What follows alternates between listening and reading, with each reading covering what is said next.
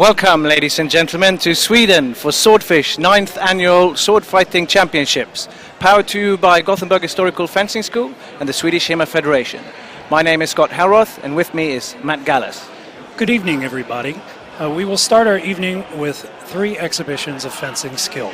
The first thing we're going to see is a presentation on Polish saber fencing by Jerzy Miklaszewski of Poland. Second, we'll have a demonstration of longsword technique, German longsword, by some promising young teenage fencers from Sweden. Third, we will have an exhibition of sharp cutting, that's cutting of tatami mats with sharp swords, by Tristan Zukowski of New York. After that, we will move directly into the finals for this event. The categories that will be shown tonight are sword and buckler, rapier and dagger, saber, wrestling, ladies longsword, and open longsword. Now we will take a moment and take a look at our sponsors.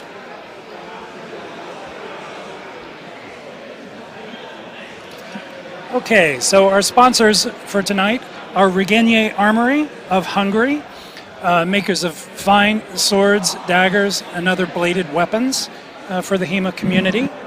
PBT Fencing, PBT Historical Fencing, also of Hungary, a maker of primarily of protective gear, fencing masks, fencing jackets, and other fencing gear. St. Mark of Sweden, a new company making the famous Koning glove, and with other HEMA products in the pipeline. Gagliardoni of Italy, makers of fencing protective gear as well, including some absolutely beautiful jackets with great styling to make you look fantastic when you fence. Castile Armory, maker of swords and in particular rapiers in the United States, a very popular choice for our North American friends. Spes Historical Fencing Gear, makers of the famous Axel Petersen jacket of Poland.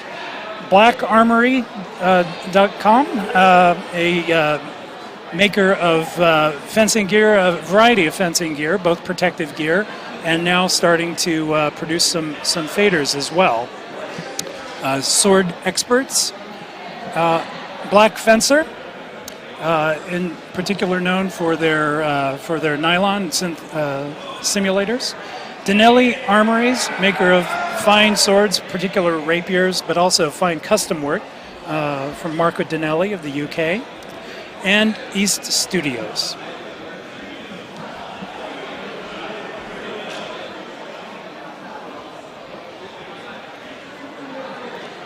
Now I believe we will be going into our demos. First, a few words from our announcer, Rob Ronikus from England.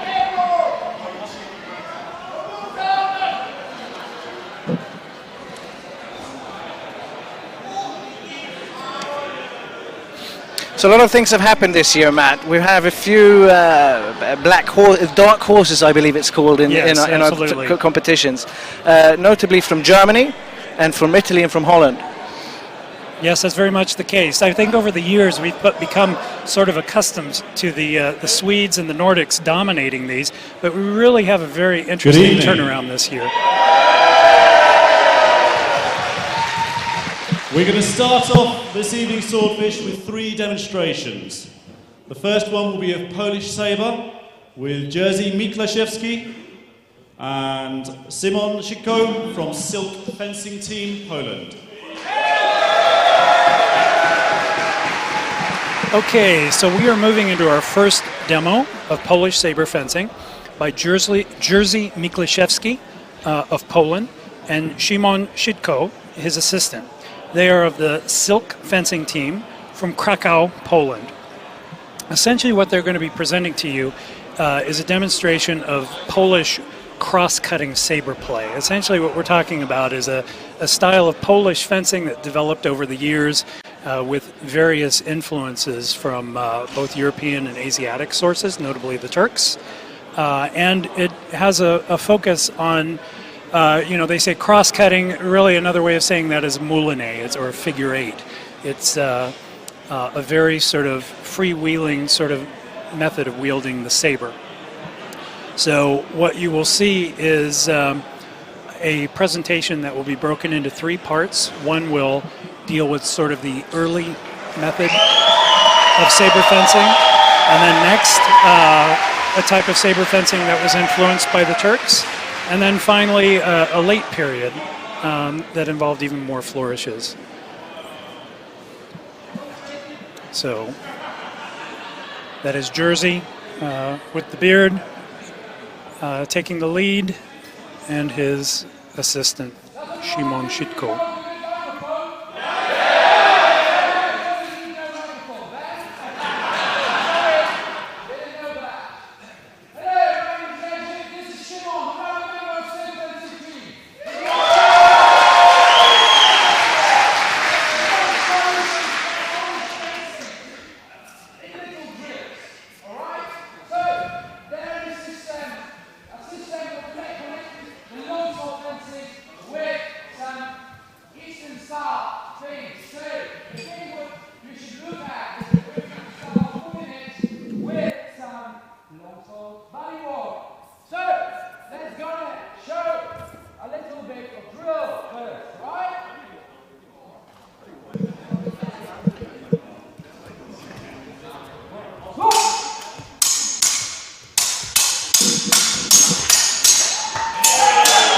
Interesting to see the sparks flying from the blade. Very spirited display. This is intended to show what Jerzy refers to as the sort of early period of Polish fencing, which is influenced heavily by the German school of Messer fencing. In all circumstances in life, Matt, sparks are good. Yes. Sparks are one of the best things of fencing. I don't know if they're actually showing up on the screen, but certainly here in this darkened room, they're showing up like magic. So one of the things you'll see, you should focus on, is the rotations. And at this point, it should be a change focusing on rotations of the wrist and the finger.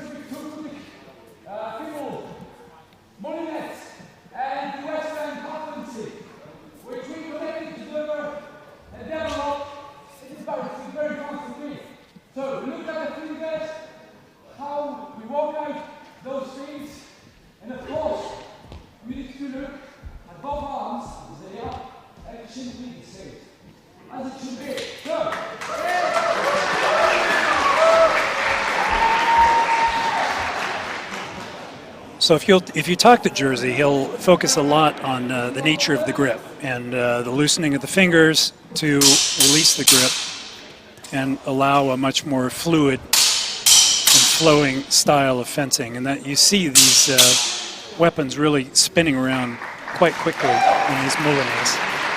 You see that right there. And that's enabled by the special grip and the loosening of the fingers.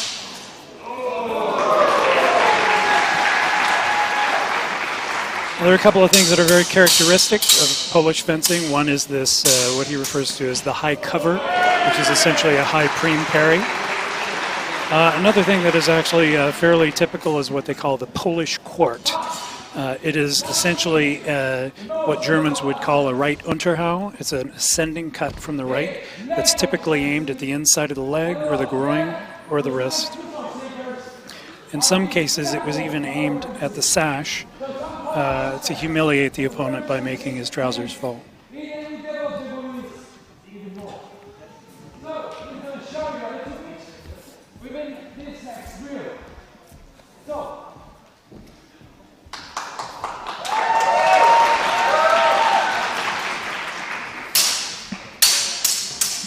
Jerzy competed this year in the saber tournament, didn't make it all the way, but very far, and this is how he fences as well. A lot of level changes, ducking under the opponent, and of course this advanced wrist movement that you see, which is makes it difficult for his opponents to predict what's coming. The interesting thing in some of the weapons that he uses is that they have this thumb ring that is, it's a ring of metal on the left side of the grip that you insert your thumb through, and allows an extra control over the blade and assists in moving it in some of these circular motions. Ladies and gentlemen, that was Jerzy Miklajewski and Szymon Sitko from Silk Fencing Team of Poland.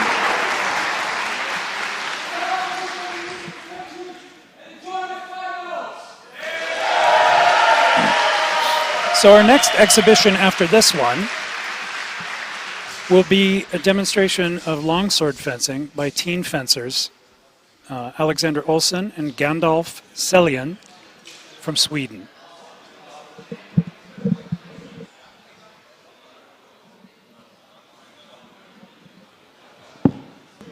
Now this is really very interesting. This is the next generation of HEMA. Yeah. Alexander Olsson from GHFS is only 17 years old. Our second demonstration of the evening will come from two young teenagers, Alexander Olsson and Gandalf Seljan. They're from GHFS and they also train at home with their parents. So please give them a warm round of applause. So as I said, Alexander Olsson of Gothenburg Historical Fencing School is only 17 years old. Gandalf Seljan is only 14 years old, and he trains primarily at home with his two parents. So welcome to the next generation of HEMA. The future, ladies and gentlemen. And the future looks bright indeed.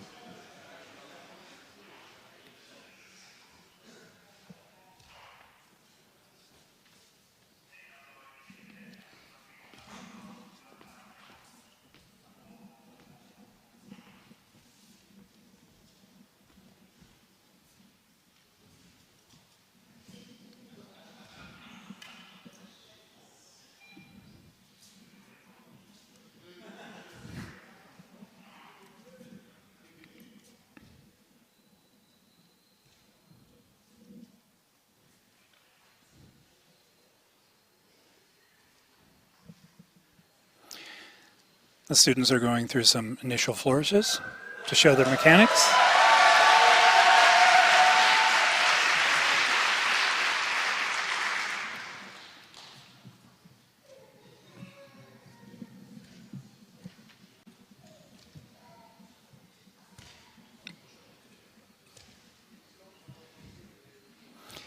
Consider for a moment the ages are 17 and 14.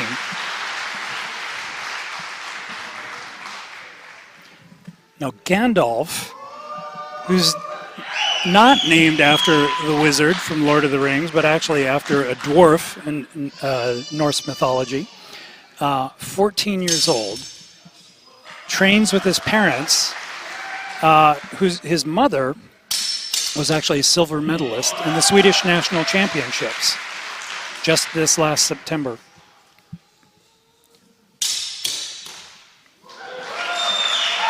Well, I certainly couldn't do that when I was 14.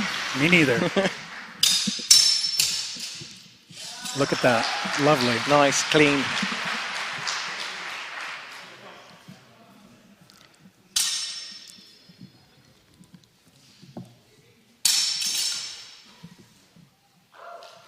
It helps to have Axel Peterson as your mentor.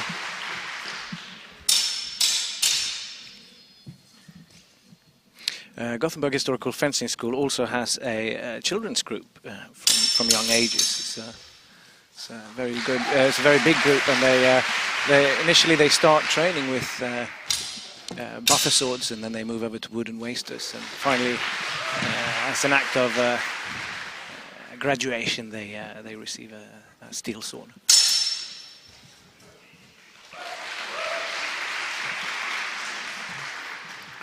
So both these young men are exhibiting some very, very clean fencing technique.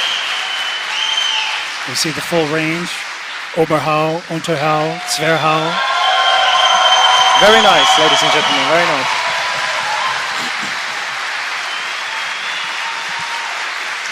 Mr. Alexander Olsson and Gandalf Seljan. Now for our third and final exhibition, it'll be Sharp Cutting by Tristan Zukowski of New York. Our third and final demonstration of the evening will be a cutting exhibition. And this will be done by Tristan Zukowski of New York Historical Fencing Association.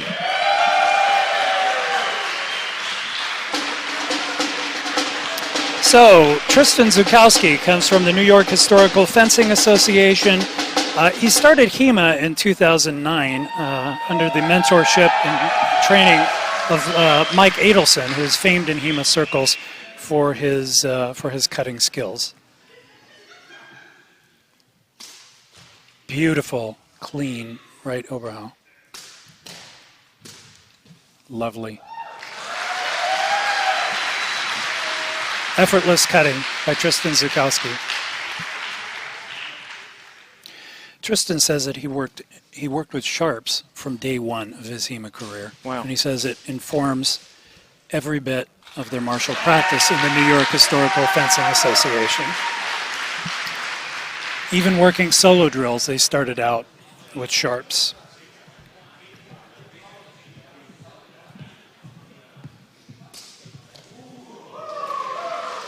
Lovely, clean. Yeah.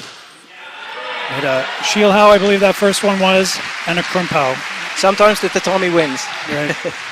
But those were technical cuts Yeah. that are greater difficulty. Double Very cut. nice. Wow. Cut an Unterhau, and before the top part fell, cut it again with a right overhau. Beautiful display of cutting by Tristan Zukowski. Something Tristan and Mike talks a lot about is in test cutting is to cut as you would fence and not stand and do executional cuts with strange body mechanics who are overloaded with power, but actually try and cut as you would fence, because that would teach you if your edge alignment is on point or not.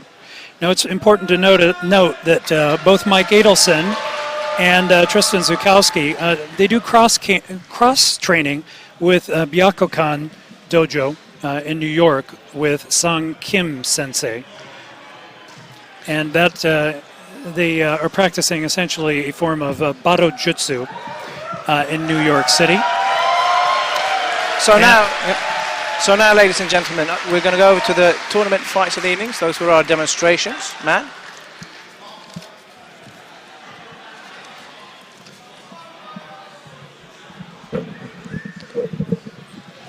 All right, so a brief overview of the rules. Now, the rules here are pretty easy. Basically, the fencer who scored the most points at the end of the bout is the winner. We're going to be using weighted scoring. Essentially, the head and the torso are going to be favored targets. With most of the weapons, it's going to be 2 points for a cut or thrust to the head, and it's going to be 2 points for a thrust to the body. All other targets will be 1. In rapier, it's going to be 3 points for a thrust to the head or torso, and all other targets will be 1. Wrestling has specialized rules, which we will cover later. So our first fight of the evening will be for third place in sword and buckler, and it will be between Kirill Danilov and Evgeny Volodkov for third place. Okay, this is a very interesting, one of the very interesting stories we have for this year is, you know, the Russians arrived at Swordfish 2 years ago in small numbers. They came in greater force last year and did some good fencing, but this year they've arrived in full force, and they have really done an amazing job and are going to be taking home a lot of medals. And this is a strange matchup for both fighters because they've trained so very intimately over so many years. So what you get is something called applied tactics, which is when you know each other's moves and you train every day. It's hard to compete against each other. Our first bout of the evening will be for third place sword and buckler. We have 2 Russians fighting tonight. Kirill Danilov from the White Company and Evgeny Volodkov. So this is very interesting. Kirill Danilov is the lead instructor of the White Company. Kirill will be in blue. Evgeny will be in red. So Kirill Danilov is the head instructor of the White Company, which is in Ivanovo City in Russia. And Yevgeny Volodkov is one of his students. So here we see master and pupil. Danilov in blue, Volodkov in red. And this is just one of many medal fights you will see between the Russian fencers this evening.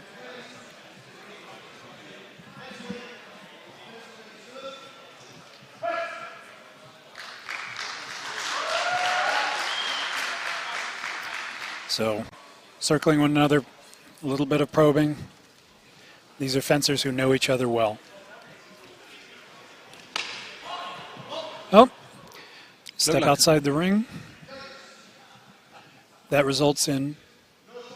It was a strike to the side of the buckler, and the judge thought he saw a point.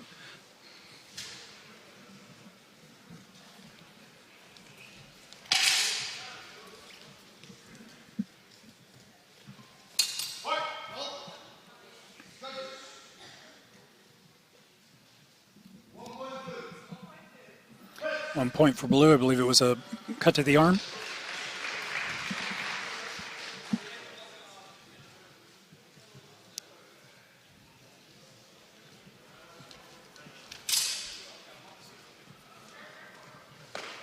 Cut to the arm.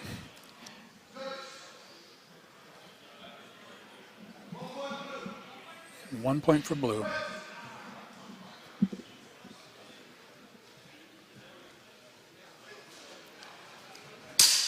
Nice parry.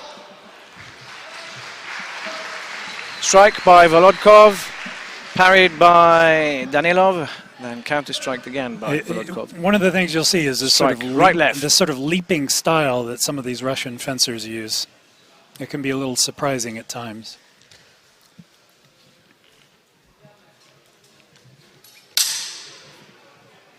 Go low, high. It's interesting that they are primarily using their swords for defense rather than the buckler. Thrust, strike.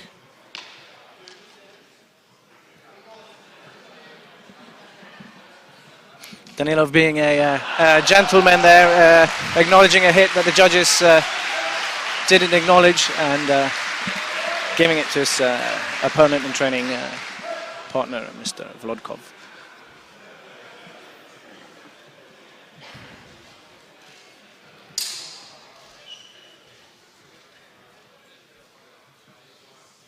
Nobody really going after it here, but fighting nice with respect thrust for each other. by Danilov.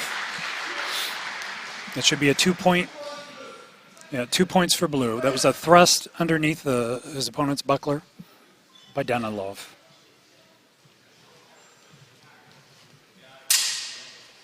Cut and parry. Series of cuts, parried by Danilov with ease. Nice parry of a thrust by Danilov with his buckler. Feinted the leg. Attempted Unterhau from the left and a thrust, all of which easily parried by Danilov.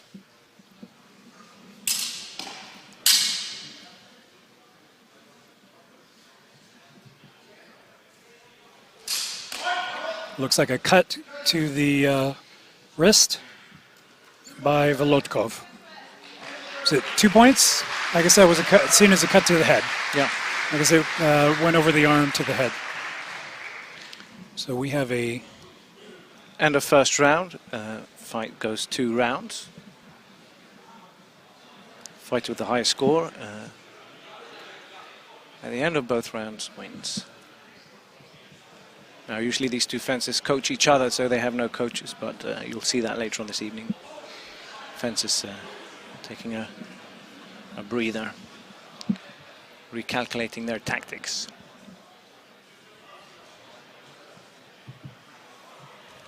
So both fencers here are really respectful of each other, and right, this is an old club. I mean, this is Kirill Danilov told me that they started fencing sometime around 2000. So quite some amount of time fencing with historical weapons, even though they have not been in touch with the larger HEMA community until just recently.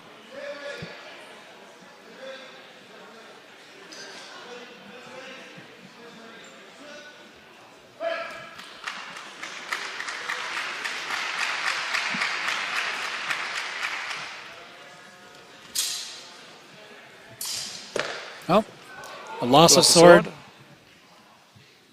by Volodkov.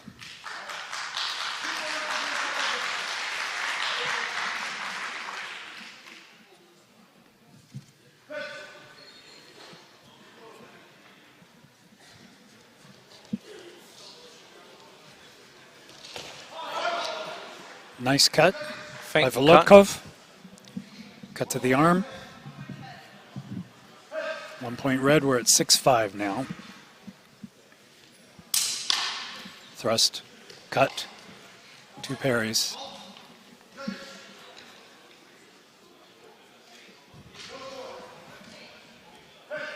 No score from that exchange.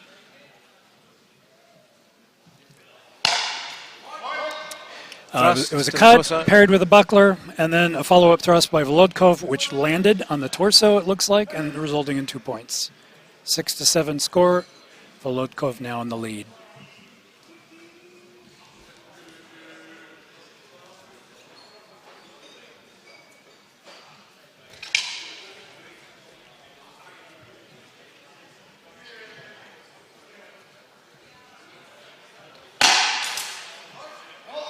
Nice cut by Volodkov. Looks like it was parried by the buckler of Danilov. Nothing done.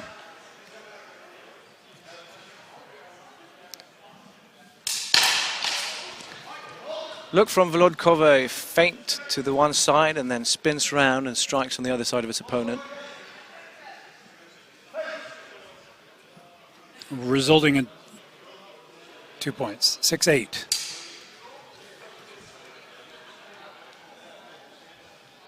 Thrust, parry on the inside line by Danilov.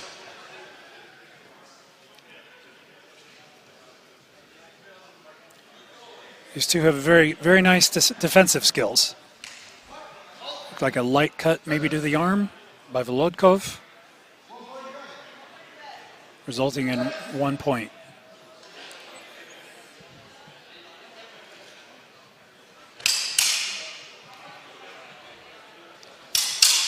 Cut and parry on both sides. Looked like a cut underneath to the torso by Danilov.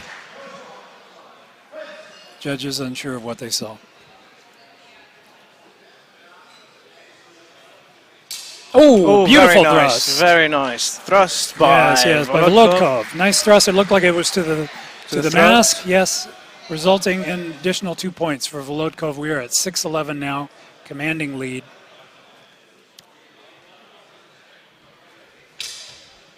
Attempted thrust by Danilov, but parried with the buckler.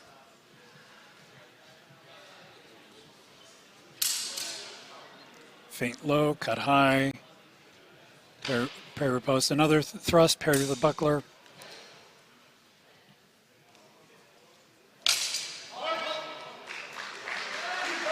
Very nice. Looked like a straight thrust to the mask or chest there by Danilov.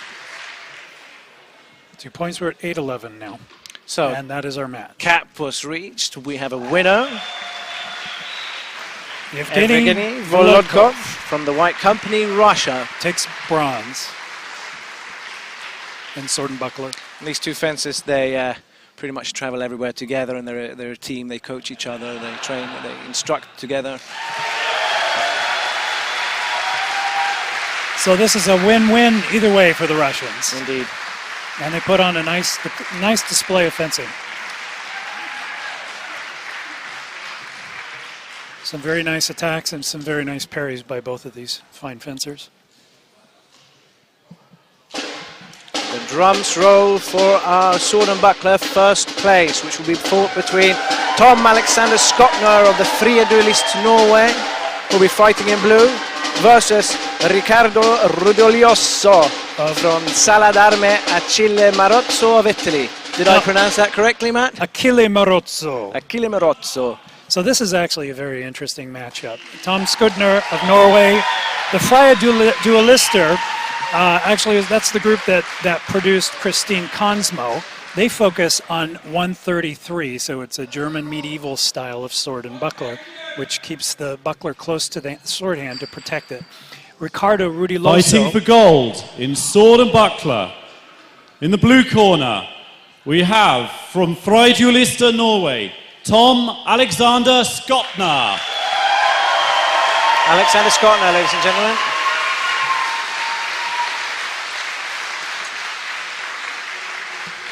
In the red corner, we have from Sala d'Arme Achille Marozzo in Italy, Riccardo Rudiloso. So, and this has been Saladarme Achille Marozzo. Achille Marozzo was really one of the major masters of the Bolognese school, and so not surprisingly, Riccardo Rudiloso will be fighting in a style of Bolognese sword and buckler. So really you're seeing German medieval sword and buckler fencing being opposed to Renaissance Bolognese sword and buckler fencing from Italy. This should be a really interesting matchup. The thing that's really nice about this and really interesting is that we have an Italian in the finals working for a medal. The Italians have arrived this year as well. Here we go. Scottner trying to provoke Mr. Rudiloso by tapping the blade. Rudiloso's ring. What they're doing is they're trying to get the opponent to react when you tap the blade like that. See what their initial reaction is. A lot of the movement you see in the beginning of a bout is strike to the leg by Rudiloso. Very nice. Right. Buckler high above the head to parry any incoming after blow. Clean hit. Yep. And what they do here in the beginning of the bouts or the exchanges is that you want to find your opponent's initial reaction, and that's what you do when you tap the sword like that or test each other out. You start to look for patterns in their fencing. Judges couldn't agree on that exchange. No score.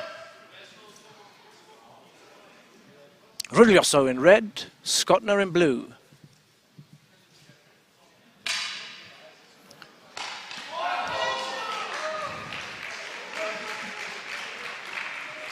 Looked like a strike to the head by Rudiloso. Some 2 points, so it's 3 points to 0. Here in the first round at Swordfish. Early advantage, Rudiloso.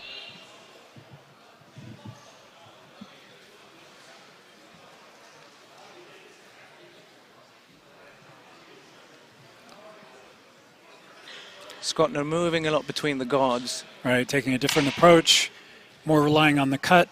Rudiloso relying more on the thrust. Rudiloso taking a low guard with his point in line. Scottner usually starting more with a cut. Looked like a thrust underneath that was parried and a cut by Scottner, I believe, to the head. 2 points, so it's 2-3 now. Rudiloso settling into this low ward with his buckler arm outstretched and his sword in a low position with the point in line.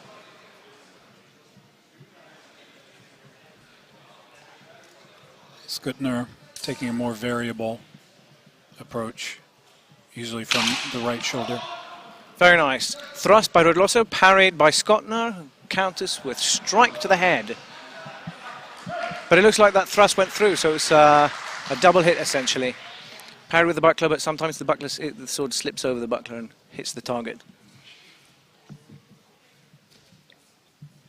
Is that a standard medieval size of the buckler? Is that a? That's fairly typical. It looked like a nice thrust underneath. I'm not sure if that landed, but afterwards followed up by a cut to the arm. Right. So that was a cut to the arm by Rudiloso. 5-2.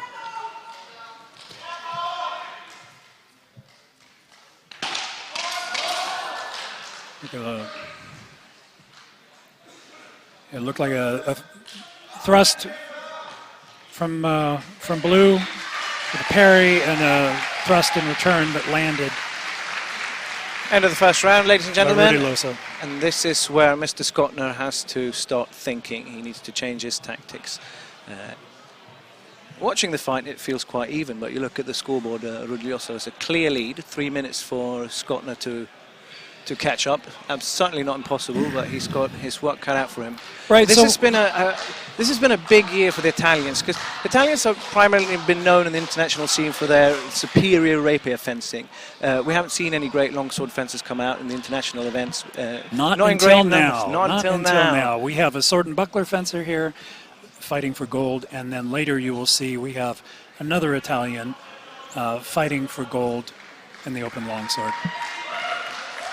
So it's this standard rule that if you're winning the bout and if what you're doing is working, keep doing what works.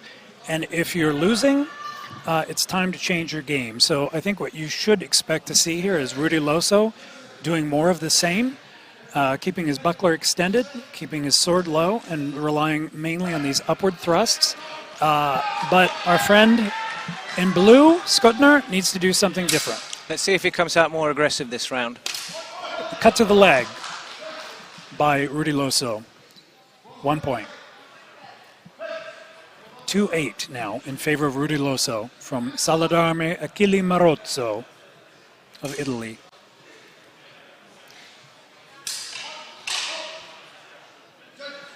Exchange. Judges couldn't agree, no score. Yeah, it looked to me like it was a cut that was parried by the buckler. So here, Rudy Loso with his point in line again. You can expect an upward thrust, I believe. Yep. Very nice. Although a rain of cuts by Skutner, but apparently that thrust cut through. Commanding lead, 10-2. Thrusts miss. Scuffle. Hard to see what happened there. Looked like Skutner came in with a cut that was parried and a thrust by Rudy Loso missed, and they ended up core. That looked like a cut parried by Skutner and a thrust landing. Looked like the thrust, I guess the cut landed as well. That was it two slid for off the each. buckler and hit Yeah. Rudy Loso on the head. So it was a double hit, essentially.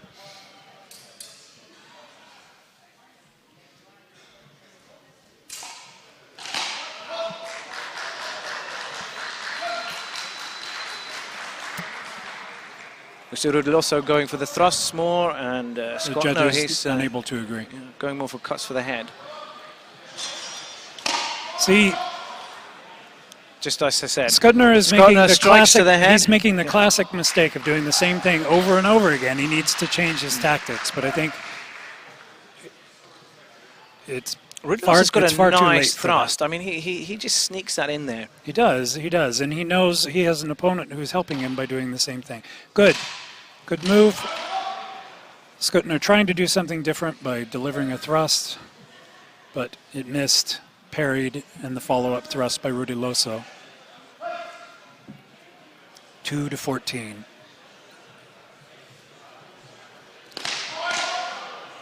Rudy Loso dropping down, covering, and taking a blow at the leg, which lands. 2-15.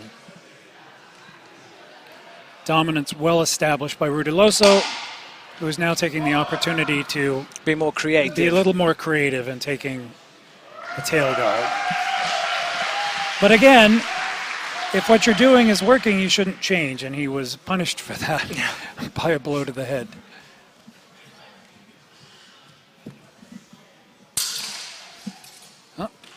Looks like we're in a grappling situation. Rudy Loso takes beautiful. Skutner down. Takedown. He will earn a point if he can establish a And dominant a position. reversal. Very nice, ladies and gentlemen. Mr. Skutner Lovely. lands on Lovely. top, thrust to the chest. Lovely throw by Rudy Loso and a reversal by Skutner. Pins and delivers a thrust while his opponent's on the ground.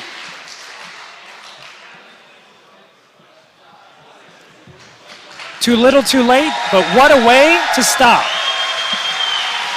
Ladies and gentlemen, we have a Final score of 6-15 in favor of Riccardo Rudy Loso of Saladarme Achille Marozzo of Italy. gold medalist, Rudy Loso. I think this is the first gold that Italy has taken since Francesco Loda. Yes, it is. Francesco Loda, you'll be seeing him later coaching in the longsword. He fought in Rapier this year, didn't make it all the way. And Francesco Loda is very happy with the Italians' performance today. I've seen him. He is all smiles.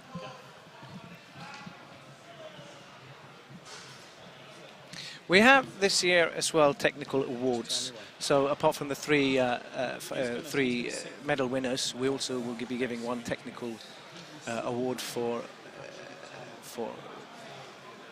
me to make the announcement. nicest fencing. Yeah, it's essentially it's It's not based on only on it's not fully based on pure Material, techniques sorry. directly from the manuals, but also on overall technical virtuosity, good body mechanics, and good fencing skills. Yes, that's exactly what I was about to say.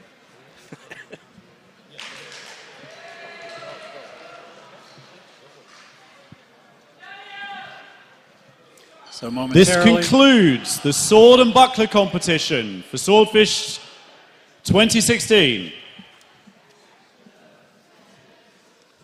Now in bronze, third place, we have Evgeny Volokov.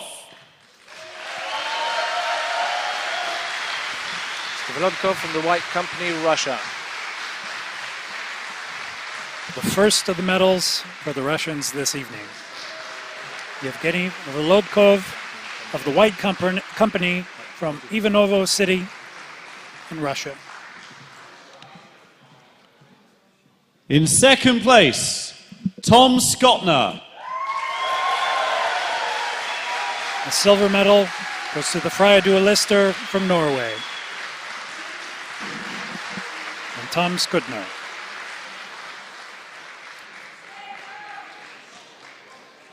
He lost, but that And in last first exchange place, was something to we have behold. Riccardo Rudeloso. Waving the flag. Waving of the Italy. Italian flag with pride and wrapping himself in it is Riccardo Rudiloso of Saladarne. And our sponsor, Achille Black Marozzo. Armory, After are I must giving him as say a what prize was a one of their great jackets. performance. The thrusts of Rudeloso. Yes, very nice display of sword and buckler fencing. We also are giving out technical awards this Swordfish for particular displays of skill in the competition. And for sword and buckler, this year goes to Jack Gassman. So Jack Gassman of Switzerland won the technical award for sword and buckler fencing. Despite having an injured foot and hobbling around all weekend, he somehow managed to take part and do a fine job of displaying sword and buckler fencing, winning a technical award. Ladies and gentlemen, sword and buckler. Next up, we have our wrestling finals. We'll be seeing, we have 3 weight categories this year. It's lightweight, middleweight, and heavyweight.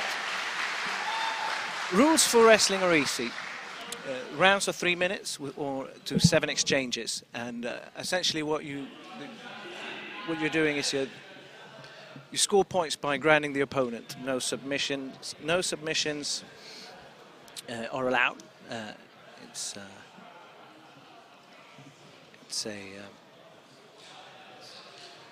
It's something that would remind you of a judo style tournament. Yeah, essentially the rule set seems to be something similar to judo in the sense that you get a full point for a clear throw, and then something somewhat less clear for as a half point. Grounding the opponent in different ways.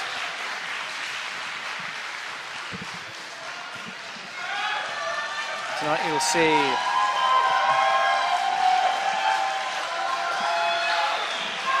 so the Americans have come in force this time around. We now have the first of our wrestling finals. This is third place for the lightweight division. In the blue corner, we have from the Virginia Academy of Fencing in the USA, James Darling. James Darling, ladies and gentlemen, from Virginia Academy of Fencing, United States. We'll see him in the blue corner. And in the red corner, from GHFS, Sweden, Niklas Mardby. Gothenburg Historical Fencing School. He's a former president of the Swedish HEMA Federation. And it's always nice to see a bureaucrat that can throw down as well. Yes, a bureaucrat, a HEMA bureaucrat who actually knows how to fight. Yeah. Team USA came with, I think, 26 fighters this time around, and a total of 32 people. And this is one of their representatives from Virginia, USA.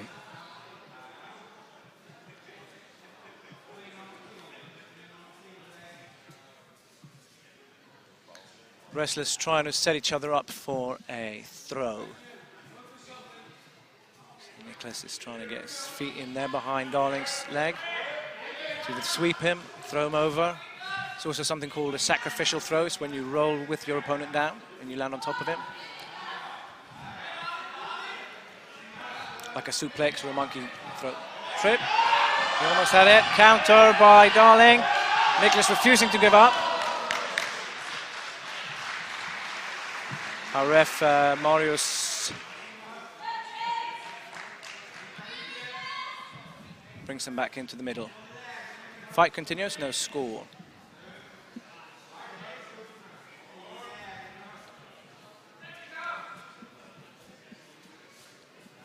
Both fighters feeling each other's momentum, trying to tug each other so as to make the opponent reveal an opening where you can trip, throw, bring the opponent down in whatever way you can.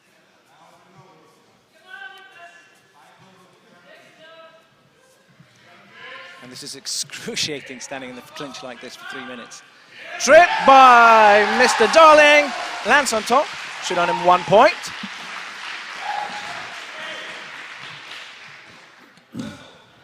(1-0 to Mr. Darling in blue from the United States. 1 point for Team USA. We're about half time in. Mordby has ample time to counter this. There's no weighted scoring in wrestling. All techniques earn 1 point. But if it comes to a draw, there are different values to your points. You can have type A scores and you can have type B scores.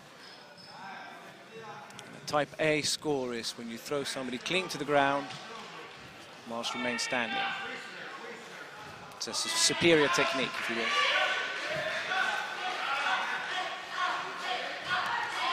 Morby trying for the single leg.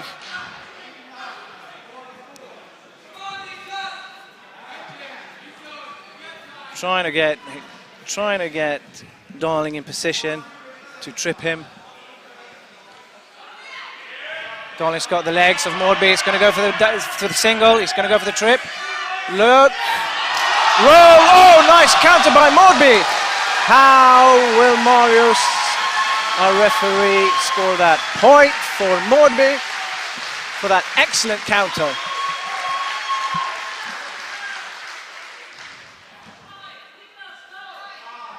Time has been called.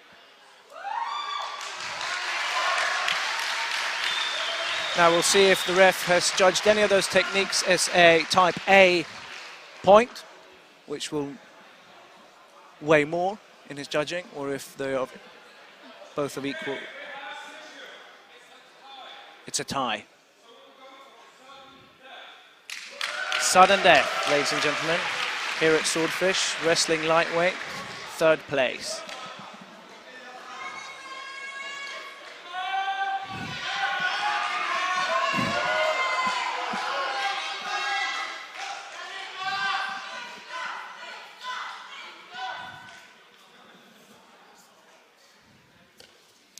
Now it comes down to cardio. Who's got most left in the tank? This is excruciating. It doesn't look like much, maybe, if you're not used to wrestling, but this is saps everything out of you. We'll see if Mordby can land that hook. Or will Darling take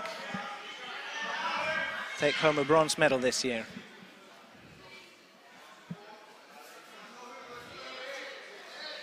Now the wrestlers are trying to force each other's heads down and then bring the opponent off balance.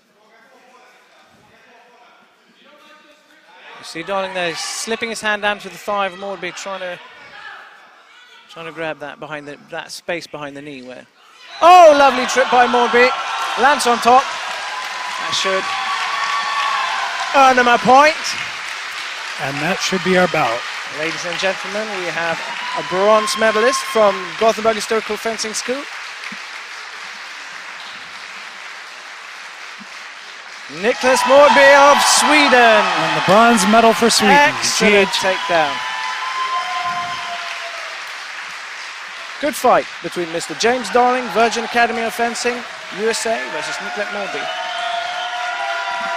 Next bout will be lightweight for first place. Goal will be between Mr. Mackenzie Ewing of Atlanta Freifechter from the United States, and he will meet Julius Veljaho, from Greifswald from Finland. Mackenzie Ewing is a very, very strong fencer. We saw him last year. He's a fantastic young man. All aboard the hype train. Yeah, we were talking earlier about the future of HEMA, and Mr. Mackenzie certainly is that.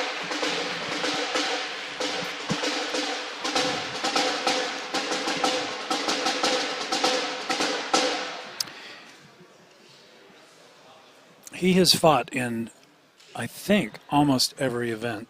I know he was in longsword. I know he was in rapier and dagger. He's doing wrestling. I'm not sure if he competed in saber or not, but I would not be surprised. And he's put on a fine showing in every one of those events. You see the jacket he's wearing is USA team jacket. Every Team member USA. of the Team USA is wearing identical jackets this year. It's very nice to see a country come as a unit. Fighting for gold in the lightweight wrestling division. In the blue corner, we have from Atlantic Freifechter, Mackenzie Ewing. Mr. Ewing, ladies and gentlemen.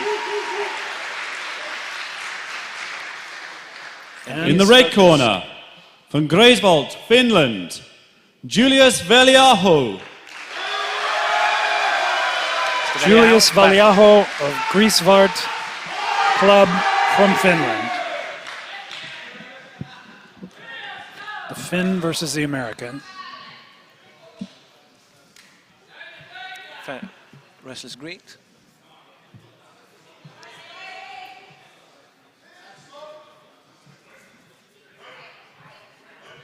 It's interesting to see that they didn't land in clinch at once, but rolling with the arms above each other to find an opening. Attempted trip by the Finn. McHugh resists. Yeah, but Mackenzie. Okay, that's interesting. We'll see how the the referee scores that. Attempted counter, but was it enough? Point for Mr. Veljaho.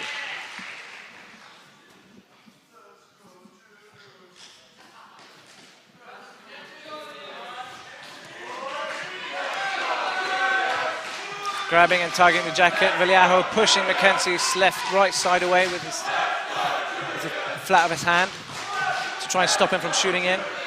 Trying to duck in under Mackenzie's arm. Mackenzie not having any of it. He's trying to go low. See a lot of energy in Mackenzie. Very explosive.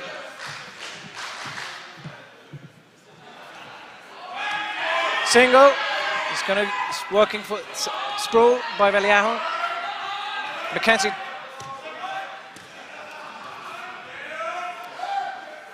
Mackenzie attempted to go for a single leg takedown.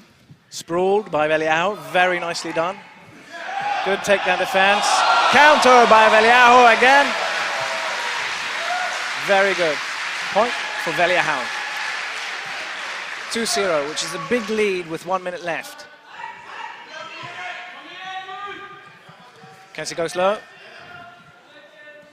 but Veljaho not having any of it, pressing his opponent away, pressing the lower half of Mackenzie's body weight. Mackenzie trying to throw. Veljaho lands on top. Really, Mackenzie trying to throw Veljaho over, but falling. Veljaho landing on top. 3-0 to Finland.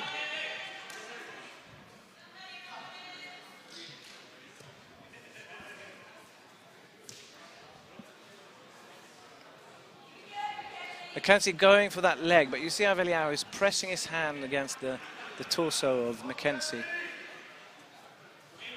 Attempted sweep, Mackenzie resisting. Now it's a balance game. Mackenzie lands on top. But is it enough? With 10 seconds left. 1 point for Mackenzie. Oh! He's throwing for Beautiful the fences. attempt. Looks like an out of bounds. No point given for out of bounds. Fight continues, but we have time.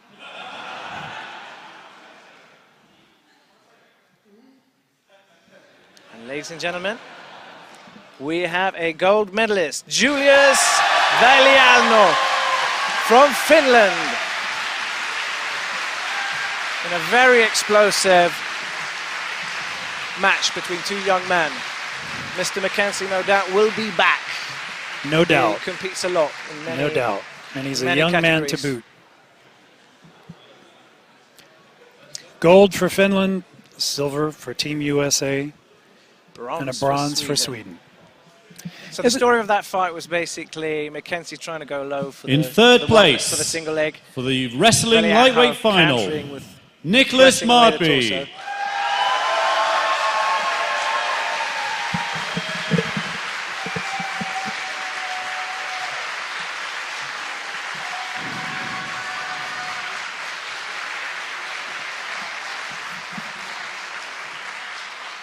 In second place, Mackenzie Ewing.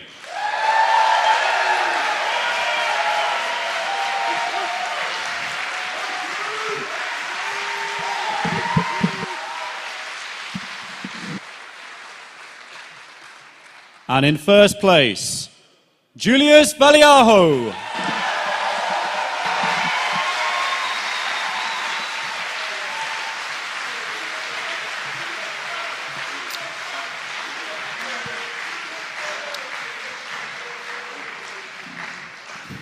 Wrestlers shaking hands. Next, ladies and gentlemen, we will be moving over to our rapier finals of the evening. For third place, Mr. Andreas Isaacsons from UHFS of Sweden will be fencing Mr. Pier Marco Terminiello from School of the Sword, United Kingdom. Now, Pim Terminello is, in my view, one of the finest fencers in HEMA, certainly in the rapier world. This is his 5th year on the Swordfish Livestream. He took bronze in 2012 and 13. He took gold in 2014 and 2015. So he really is one of the strongest competitors in all of HEMA in this discipline, rapier and dagger. His opponent was the Swedish champion, however. We now move on in to the finals 2015, for rapier and winning dagger. the gold in rapier and dagger In the at blue the Swedish corner, national championships. from UHFS Sweden, Andreas Isaksson. Andreas Isaacsons, ladies and gentlemen, from Uppsala Historiska Fäktskola in this corner, Hans Jarlind.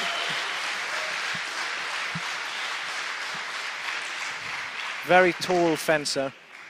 In the red corner, from the School of the Sword in the United Kingdom, Pier Marco Terminiello. Now, the Pier Marco, ladies and thing gentlemen. about Pim is he is such a strong competitor. He took gold in Athens in June, and then after that in Astolat, the Astolat event in the UK. In both of those, he took gold. He had no losses in either one of those tournaments. very Won impressive. every single match. I've fenced him recently. I was in the UK for a week, and I stayed the weekend, and I fenced him 2 successive days in a row, and I can attest to his skills with the rapier. But will he get past Mr. Isaksson from Uppsala? Pim rushing in aggressively, taking the center of the ring. Now, the interesting thing about Pim is he is a left-hander, and the thing about him is he has a particular thrust. It's an overhand thrust, and there it is. And it looked like it landed. The opponents know it's coming, but it comes with force. Yes. And he moves through the prima guard and thrusts from above. Isakssons have a very creative fencer. Right. So the Very thing high that his opponents who know him will say is that Pim has this one move, and that is that overhand thrust. He uses it again and again, but the thing is he lands it again and again. Thrust to the torso by Pier Marco. Puts him in a lead. 3-0. The weighted scoring in rapier is 3 points for thrust to the head or body, 1 point for everything else. Nice thrust there by Pier Marco. Followed by a cut. Pushes it side away, and Pier Marco Cuts with a around. mandrito from the with his left hand. Mandrito.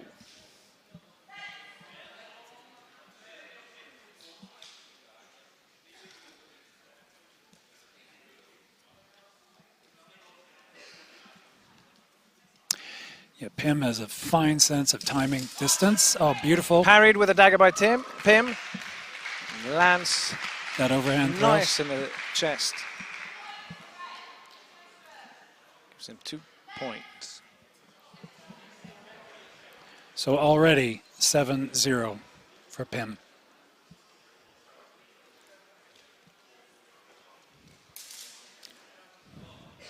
Thrust and terza. Parried by Isaacson with the sword. Same thing. Watch for the overhand thrust. It'll be coming soon.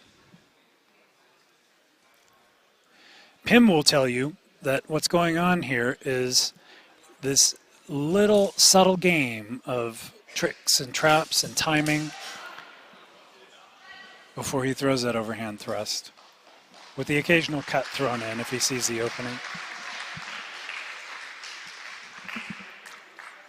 Looked like that was a cut by Pim and a thrust by his opponent, the first one to land. And there we have it. Thrust by Pierre Marco. Yeah. Lands on the chest of Isaacson. And he really steps into it. So even if you parry, it's hard to push his sword away so much that you get it off point. Exchange.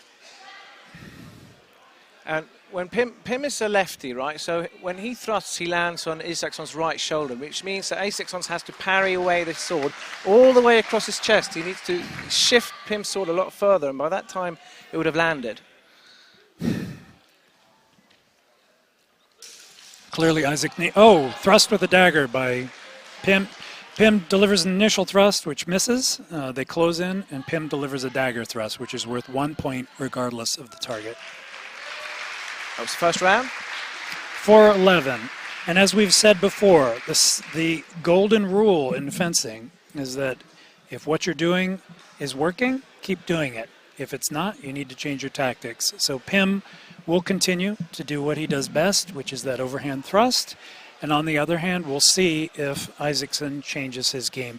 You saw at the end there, he started to become a little more aggressive and he started earning some points. He needs to continue that, take the fight to Pim, put pressure on him, and move in. And Isaacson is parrying with his sword from right to left, which means he's trying to shift Pim's sword across his entire body. He should be starting to push it to the right instead, over his shoulder. Not dictating what fencers should do. It's a far way to travel a sword if you parry it over your body. Well, that overhand thrust tends to come in on the outside line.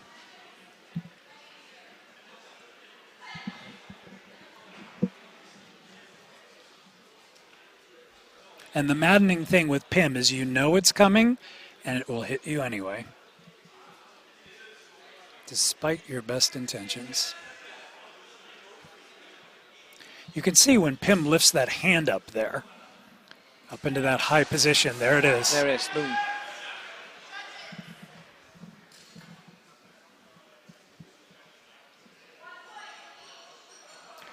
Looks like the either it hit on the arm or the judges didn't see that thrust land.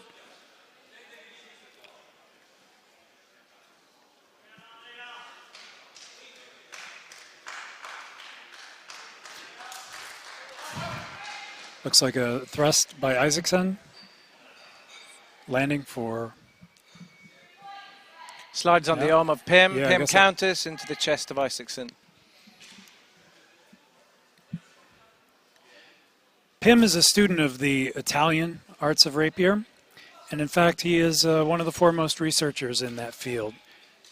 He regularly publishes material on that, which is great use to the HEMA community. He's one of those examples, along with people like Rob Runekers and Francesco Loda, who are top rapier competitors, but also HEMA researchers. Looked like an overhand thrust by Terminiello, and another thrust underneath by Isaacson, canceling each other out. Terminiello with a commanding lead, 14-4. Isaacson appears a little more aggressive, but it's probably going to be too little, too late.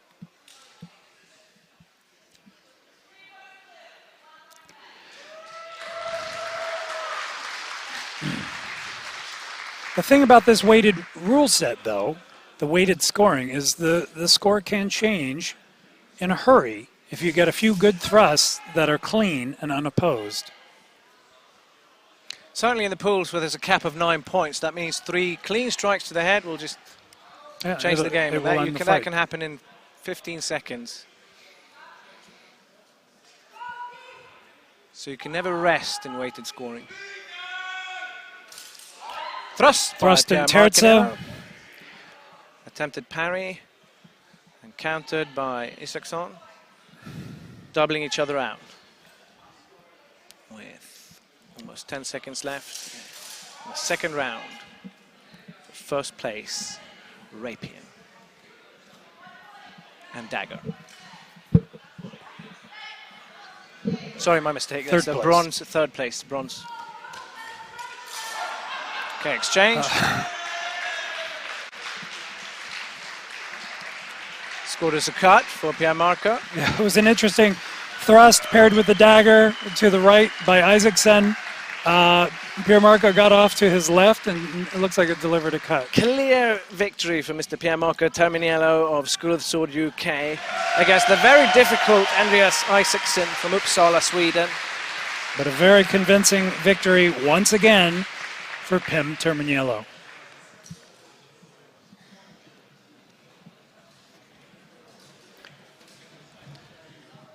Next up, you'll have 2 very familiar faces. So you saw them compete for third place in Sword and Buckler. It's Mr. Sergei Volodkov and Kirill Danilov of the White Company Russia will be facing each other again for gold medal in rapier. And I must say, it's an achievement in itself for 2 senior instructors to fight each other in the final from the same club. It shows that you're doing something right in your club when your two top guys go through everybody and there's nobody left. For sure. So Kirill Danilov, the head instructor at the White Company from Ivanovo City in Russia. And Sergei Volkov. Different fencer. The 3 of these fencers doing a fine job. They're going to be going home to Mother Russia with an armful of medals. Volodkov and Danilov, the senior instructors, and Volkov, for the final, who you see in picture right now, of the rapier and dagger, we have both from the White Company in Russia. In the blue corner, Sergei Volkov. Sergei Volkov, who is doing his characteristic bounce. He did that throughout the entire event. And in the red corner, a very active man. Kirill Danilov. Of Danilov, facing his instructor.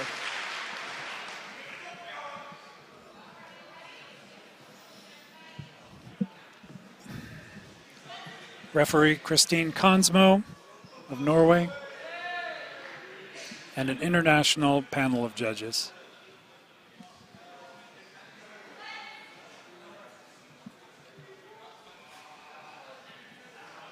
So this sort of bouncy style that Volkov uses took him through to this point. You don't want to stand still in front of him because he, at some point in time, will launch himself in a straight line, and it's like a freight train. And what you need to do is to get off line and let it go past you, but easier said than done.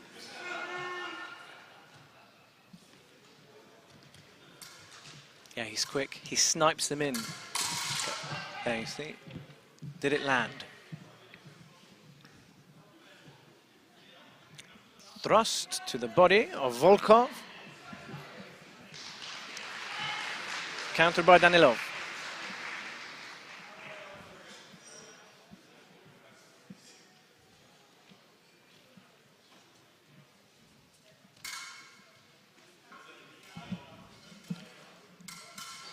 So Volkov with a 2-point lead.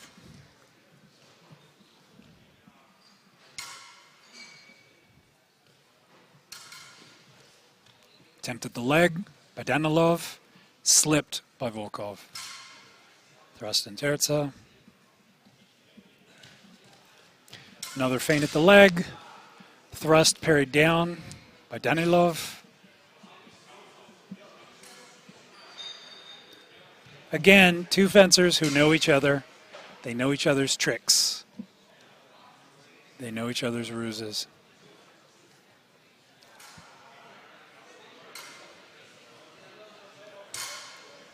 Attempted chop in a thrust, almost in the manner of a cut.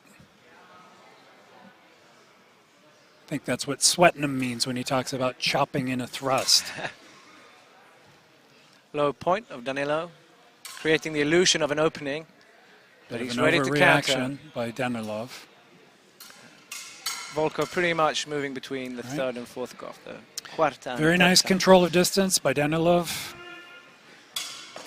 Ah, and it looks like he lands a with cut. a sidestep. Countered with a cut by Danilov. Nice attempt there by Volkov to thrust, stepping out. And remember that all your cuts here, regardless of target, are going to be only worth 1 point. Thrusts are 3 to the head or to the torso. Lunge. Yeah, one of the judges saw something, and the others didn't recognize. Danilov appears unwilling to accept it, waving it away. No score.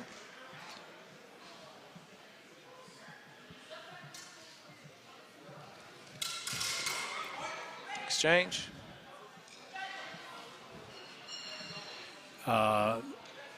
Rinus Rinka, one of the judges, saw a hit, but the others didn't agree.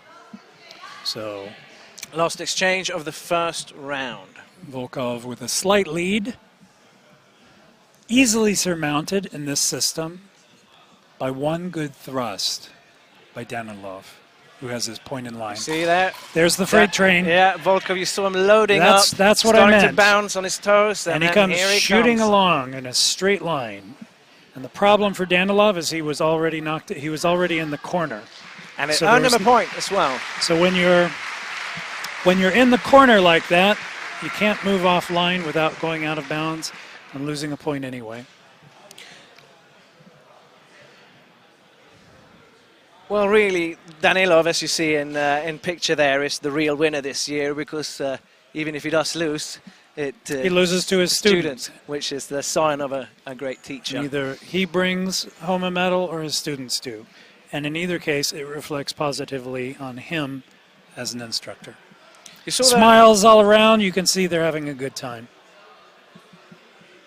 You saw there something called the last exchange. When there's 10 seconds left in a round, the referee calls it last exchange, which means that they can, even if the time lapses the 3-minute cap, the fencers can continue that exchange. Right, and the idea behind that is in earlier times we saw that the fencers would try crazy suicidal actions, trying to get something done in the last remaining seconds.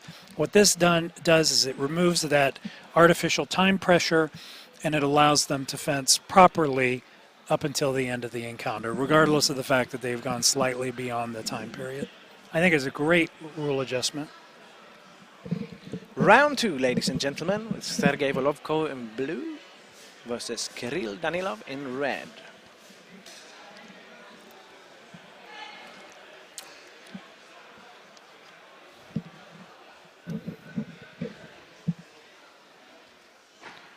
You see Volkov starting to load up. He's coming in. Oh, and Danilov attempting to sidestep. Yes, a girata or incortada or volt, whatever you want to call that. Not effective, though. Point for blue, Mr. Volkov.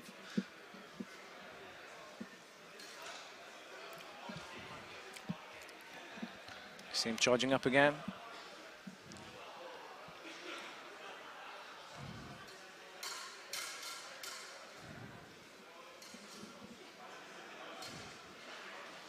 Trying to find the opening. There he goes, coming in, thrust, parry, cut around. But it looks like he ran. Well, the thrust landed, according to the judge. Looks like he ran onto the point of Danilov. That's the danger with running in. If your opponent takes your point out of line, you can end up impaling yourself on his point. And that apparently is what happened here at least as the judges saw it.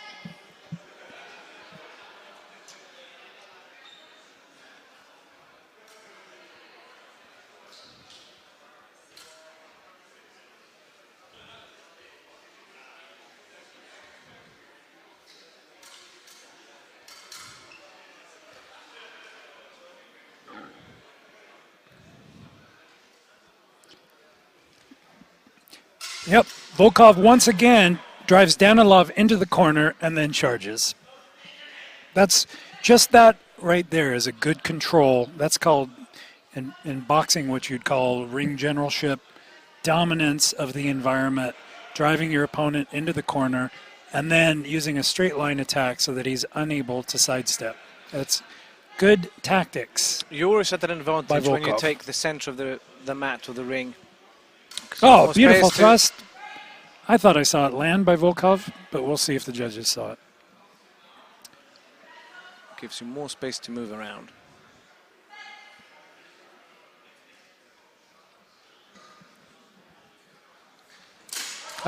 Looks like, Double thrust. yes, double thrust. Well, this is a Volkov, close fight with 20 seconds left in the second round. as you would, Anyone's fight. as you might expect between a master and his star pupil. Rushing in, countered. Looked Right. like a schnit to the neck by It was an attempt at an overhand thrust, which landed, judges saw this a thrust, and there was an overhand thrust that landed by Volkov. earning him Should be 3 3 points. points. Up to 7 against Danilov's 3. We have a lag in time, so we have 15 seconds left, even as though it comes up as time is ended in your It's going to be very difficult for Danilov to come back from this. He needs to be very aggressive in this last few minutes.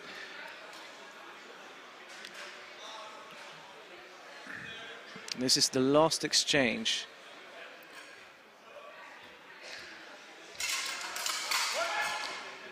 Thrust, parry, overhand thrust. And looks like 3 points red. It looks like that overhand thrust by Danilov landed. That gives you a final score very close. Of 7 points. 6 to 7 in favor of Sergei Volkov. The student brings home the gold. So this match was won by the White Company. Ladies and gentlemen, Mr. Sergei Volkov, the White Company of Russia.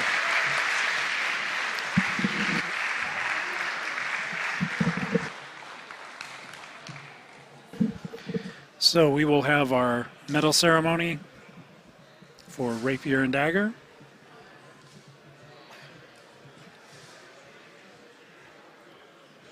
With the bronze going to Piermarco Terminiello of the UK, who is part Italian by the way, and fluent in Italian. It's very interesting as a friend of his to know him speaking in English and to see him turn around to someone like Francesco Loda and suddenly break into fluent Italian. In third place, Piermarco Terminiello. Pim Terminiello of the UK, third place bronze medal winner. And gold and silver go to Russia. In second place, Kirill Danilov. So the first place prize for this, given by one of the And in sponsors. first place, Rapier and Dagger, Sergei Volkov. So Sergei Volkov takes gold. Danilov, Kirill Danilov, both of the White Company from Ivanovo City in Russia, silver and Sergei gold. receives an Armus Medievalis Rapier. A rapier from Armas Medievales from So, Madrid, Spain. We have a technical Maker of fine award weapons. in the Rapier and Dagger competition as well. And I have taken the mic because the winner of the technical award is Mr. Rob Runnekers. Rob Runnekers, the announcer, but also an experienced competitor and an excellent HEMA researcher, gets the technical award at Rapier and Dagger. So that Who first, also has the... so that first prize was a rapier from Armas Medievales of Spain. There's a second place prize, which is a mask from Gagliardoni of Italy, who make these really, really lovely jackets and other fencing gear, for rapier fencing in particular. And don't forget to check into Rob Ronica's podcast, Altenherren. You'll find it on YouTube. I realize we omitted to mention the prize for sword and buckler, which we have already passed. That was a jacket from Black Armory. Now, I tried on that jacket, and it was really an amazing thing. You lift up your arms in that thing. Okay, so I'm here with Julius Baliaho, who is the winner of the lightweight wrestling. So you took on last year's champion. How was that? Well, it was really interesting because I also lost him in the pools earlier yesterday. So it was a challenge. Okay, so what changes did you make in your fight then to take him on in the final? Well, I was more careful in my approach and my attacks. I didn't want to give any openings. Okay. And what particular style are you trying to do? Is it very specific historical form that you're using? Well, we train a lot according to Talhofer and Auerswald, so 15th, 16th century ringen is well, that's what I try to approach. Okay, and was that something you really tried to bring out tonight when you were doing it? Yes, certainly. I did Hacken and Kurzehuffe and Huffedes elbowguess and that kind of stuff. So yeah, I did actual techniques from the manuals. Okay, Julius, very well done on your match. Excellent stuff. Thank you very much. Thank you. That is a nice thing to hear. Did you hear that? Our medal winner from Finland talking about specific wrestling techniques that he used in that match. I'm not much of a wrestler, so I let Scott Hellroth do the talking, but I recognize that Haken technique from von Auerswald and other sources. It's great to see HEMA practitioners doing that, bringing the art to life. Ladies and gentlemen, we head into a new weight class, middleweight, for third place, bronze in wrestling. We have Mr. Hugo Sjöberg in blue, fighting from Gothenburg Historical Fencing School of Sweden. And he'll be we now go Mr. to the Pyrir wrestling Vetteli. middleweight competition for third place. And in the blue corner, we have Hugo Sjöberg from GHFS.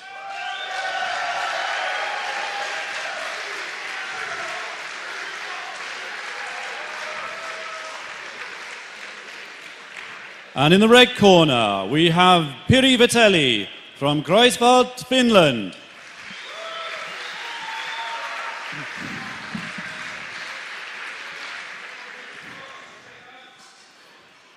Wrestlers shake hands. Hugo Sjöberg, an excellent saber fencer.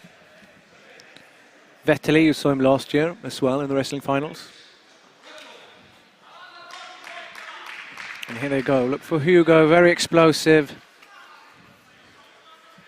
With a background in jiu-jitsu and MMA. Vetteli, I'm not sure if he has a previous wrestling background. Usually they do, medieval wrestlers. Clinch. Trying to force each other down. Attempted sweep by Vetteli. Hugo spinning around. No score given, I'm guessing. Out of bounds. No score.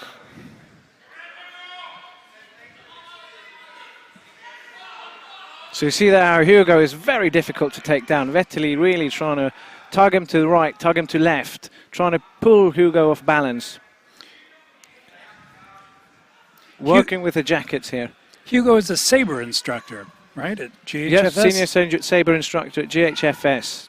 We've seen him here before fighting in saber. It's good to see a swordsman who is also a competent wrestler. Really transcended into wrestling now, focusing primarily on wrestling. We've got a number of people like that.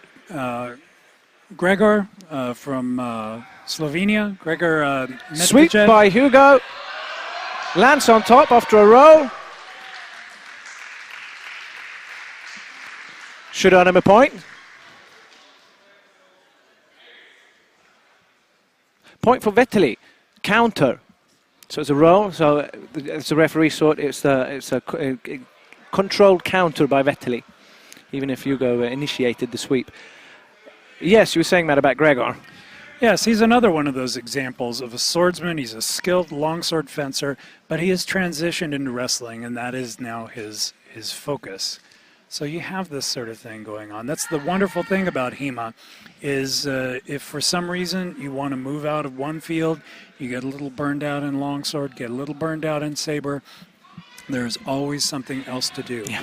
Whether it be wrestling, another weapon set, research, you name it, cutting. There's so many facets of HEMA. And so here we have a saber instructor. Sweep by Vetteli, beautiful. Who's a skilled wrestler. Mr. Hugo counters, but was it enough? No. Point for Mr. Vetteli. Very nice sweep. So the Finns are making a fine showing this year in wrestling. As are the Swedes, frankly. Attempted double leg takedown by Hugo. Doesn't quite get it. Sprawled by Vetteli. They're very close now to the edge of the ring, but that looked like a nice takedown by Vetteli there.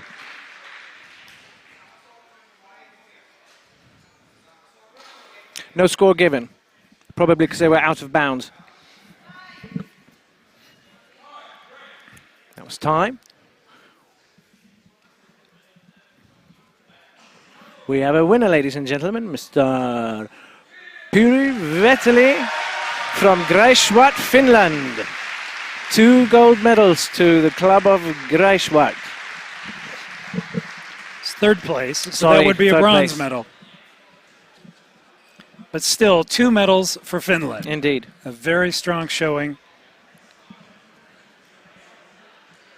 And a good aggressive performance by Hugo Sjöberg. Not only a saber instructor, but a skilled wrestler as well. You know, different wrestling backgrounds will give you different kind of advantage in these kind of rule sets. A jiu-jitsu practitioner, for instance, likes to go down with his opponent and roll on the ground, which is disadvantaged compared to a judo wrestler who's more trained in sweeps and throws, which is a cleaner score in this rule set. So now we are looking at the first place competition. Team USA is making a good showing as well in wrestling this year, with Tim Hall from the Virginia Academy of Fencing, which produces fine fencers, but clearly fine wrestlers as well, against Maurice Boy of Mars in the Netherlands. No. Sorry about that. For first place in the middleweight wrestling competition, in the blue corner from Virginia Academy of Fencing in the United States, Tim Hall.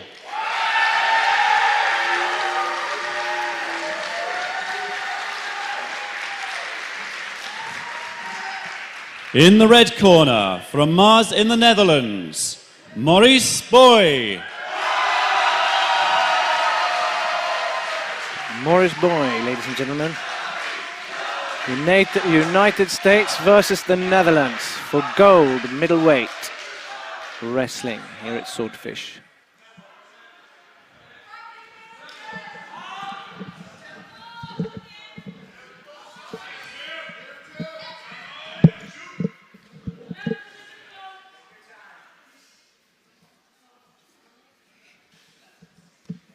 Clinch game, feeling each other out, feeling the momentum of the opponent, trying to find a weak spot where you can shoot in and grab behind the leg or create a setup for a hip toss. You see that Boy he's looking for an opening to... oh, nice single leg by Tim, very good, lifts it up, slam by Mr. Tim Hall from the United States. Amazing technique.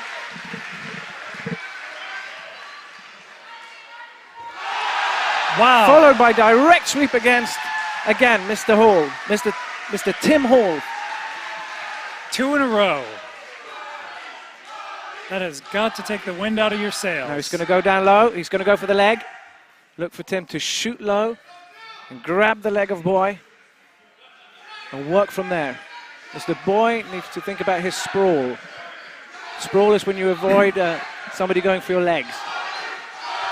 Oh, a monkey toss. Nice. That's called a sacrificial technique, where you pull your opponent down above yourself. You go down with the opponent to score a point.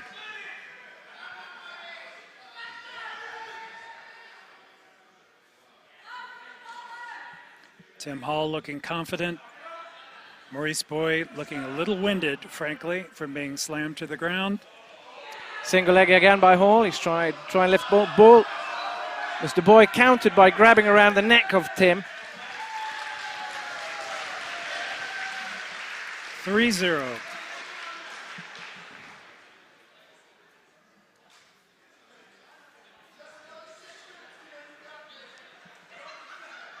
Dominating performance by Tim Hall of Virginia.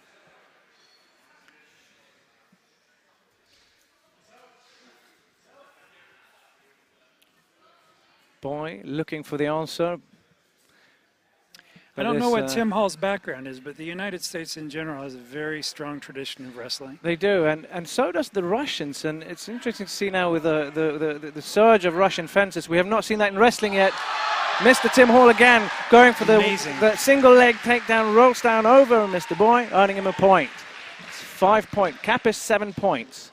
The United States have always had a very strong Greco-Roman wrestling tradition. Well, just wrestling in general. In fact, one of our famous presidents, Boy going Abraham for the takedown. Lincoln. Hall counters, rolls on top. Should give him a nice point. Commanding lead. Total dominance of this match by Tim Hall. And a match, ladies and gentlemen, we have a clear winner in Mr. Tim Hall from Virginia Academy of Fencing of the United States in a very high pace, interesting bout. I think that was the most commanding performance in wrestling that I have seen at Swordfish. Absolutely. I cannot remember anybody who has carried out that kind of technique, one after the other, with such dominance as Tim Hall of Virginia Academy of Fencing. Maybe it should be called Virginia Academy of Wrestling.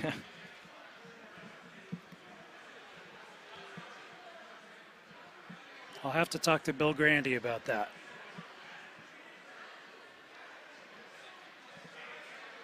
Our medalists, ladies and gentlemen. Yeah, Team America has brought a big contingent over. In third place for the middleweight wrestling, Piri Vitelli. Bronze goes to Finland, Piri Vitelli.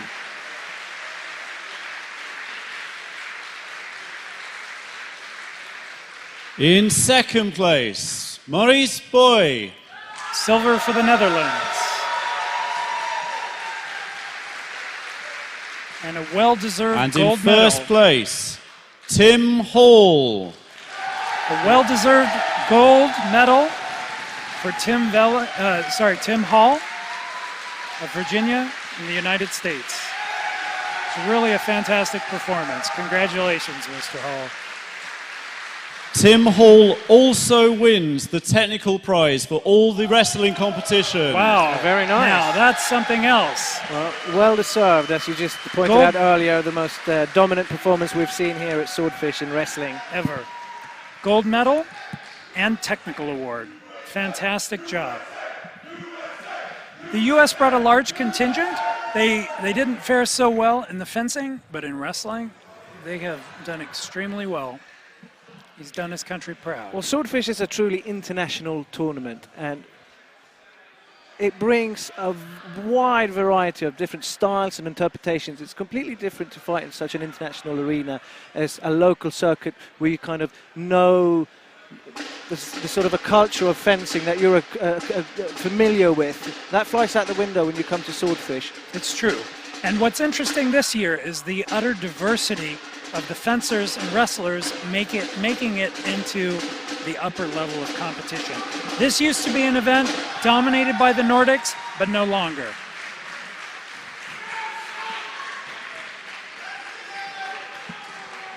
Ladies and gentlemen, we head into Sabre. This fight will be for the third place. For the bronze. Sabre finals. In the blue corner, from the White Company, Russia, Sergei Volkov. You recognise Mr. Volkov earlier from the rapier final. An excellent saber fencer. In the red corner, from Stockholm Stigman, Sweden, Christopher Stansson. Christopher Stansson, very experienced competitor, hard-boiled veteran, one of the best out there. Rapier fencer, rapier and dagger fencer, saber fencer, he does it all.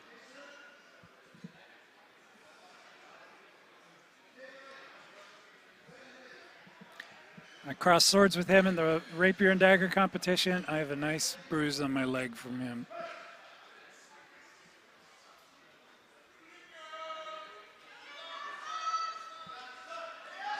Christopher Stansson from Sweden versus Volkov in blue from Russia. Fences feeling each other out. Looks like a thrust underneath by Volkov to the chest. Did it land?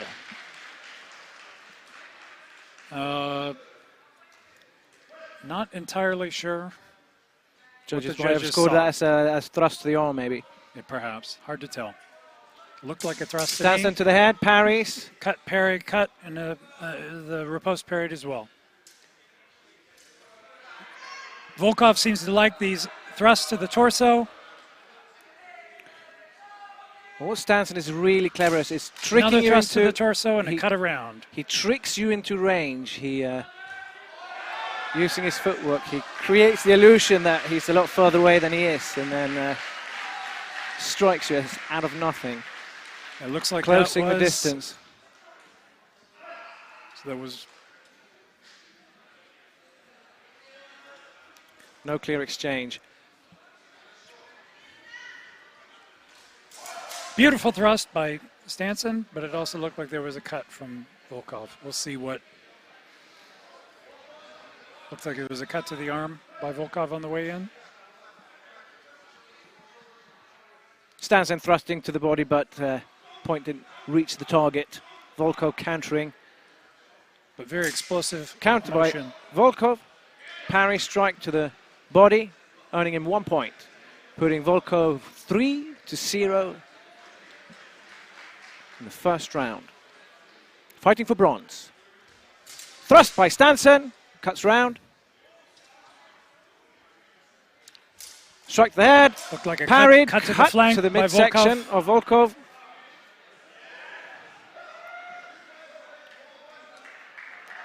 Earning Stansson 2 points and Volkov 1 point. That is deductive, that gives Stansson 1 point, Volkov 0. Thrust by Volkov, rushing in there as you saw him doing the rapier.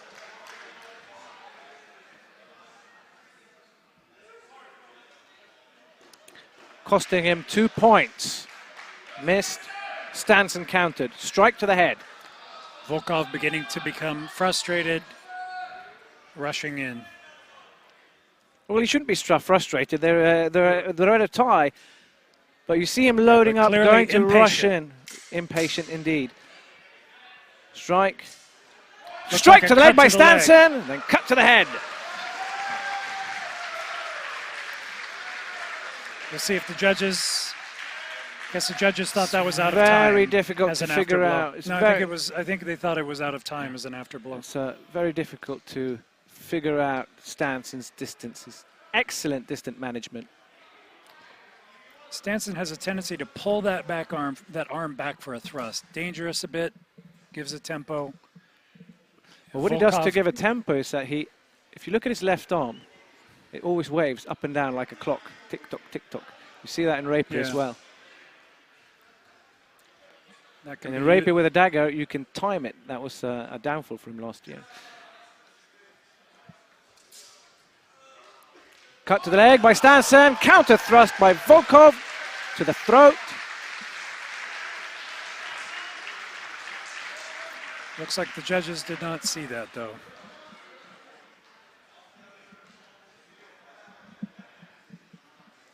That's the end of the first round. Right. Tight fight. Slight lead for Mr. Stansson, but in no way is he safe.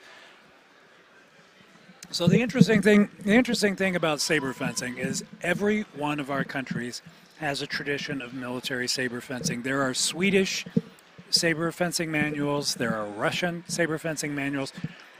The Russians in particular were known for test cutting, where they would cut clay and straw targets with the saber, and their strong Cossack tradition.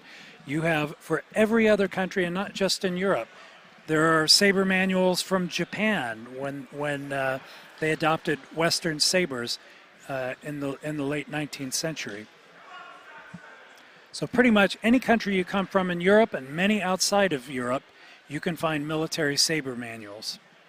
Truly an international style. Round 2, and I wonder what Mr. Volkov's coach told him during that interval. Will he keep rushing in? Will he figure out the distance of Stanson? He needs to do something different, clearly.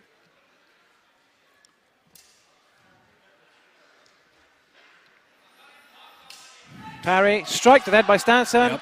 Counter by Volkov, but was it in time?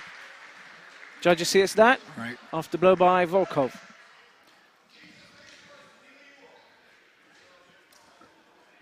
It's interesting to see Stanson using this parry and second against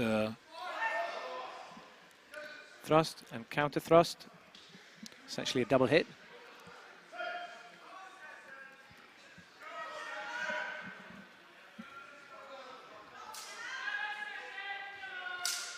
Parry. Beautiful parry from a hanging riposte rod by Stanson. Very nice.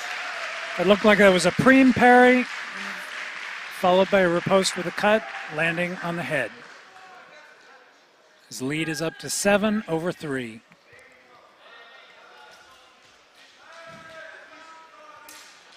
Strike low by Stanson. He has a very diverse target, so you don't know if he's going to hit you low or high. He's going to thrust, cut to the hand. That was a cut to the leg and a cut to the hand by Volkov in return. Strike. Thrust by Volkov. Strike to the head by It's Stanson. interesting. Stanson seems like he's reaching out and almost parrying with his hand some of these thrusts by Volkov. You see his hand out there in front. Yeah. It's very interesting and unusual for a saber fencer, frankly, to have your hand out. Oh, it's a nice cut to the head, it looked to me. Just as you said that, you saw him grab Volkov's blade there, Right. tossing it aside. It's an interesting... Grabbing of the blade is allowed in a controlled fashion. Yeah. That looked like a cut to the head by Volkov running past. Judges saw it that way too. That should be 2 points, so 5-7. 5-7 is our score, although it's not showing on the live screen for some reason. Not yet, a bit of a time lag.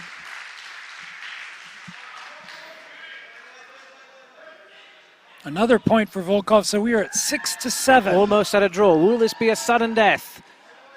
Volkov, Will Volkov pull through? Will he figure Stanson out? Cut by Stanson. Volkov is being uncharacteristically, I won't say tame, Rush, has been. thrust. But now he's changing his game and starting to rush in, which is what you normally see from Volkov, this freight train approach. Thrust by Volkov. Stanson counter thrusts. Lost exchange. Volkov 6-7. needs to land. A convincing hit. Rushing in, jumps out. That looked like it was I thought that was a point for each, but the judges apparently see that for Volkov. We have Point a tie for score. Blue. We have a tied score with 7-7. Volkov doing a fine job of turning the tables on Christopher Stanson by becoming aggressive, changing his tactic. It's what I always say. If what you're doing is not working, change your tactics. This is a man who did that and has turned the fight around. That's when a good coach will help you. He is now within a hair's breadth of victory. Oh, beautiful thrust. Stanson slips. Did it land? Was there enough for a counter? It looks like 1 point for Point, Volkov. ladies and gentlemen, for Volkov, our winner! Rushing in the end there, running aside, Stanson slipping. Interesting match. Stanson having a pretty good lead for the first half of that. Volkov changing his tactics to come around at the very last moment. A win on this stage against somebody like Stanson is a true statement about Russian saber fencing. Who also has a substantial height advantage, I would say. Absolutely, and yeah, weight advantage. Another victory for Mother Russia. Wins bronze. Next up, we have Mr. Evgeny Volkov versus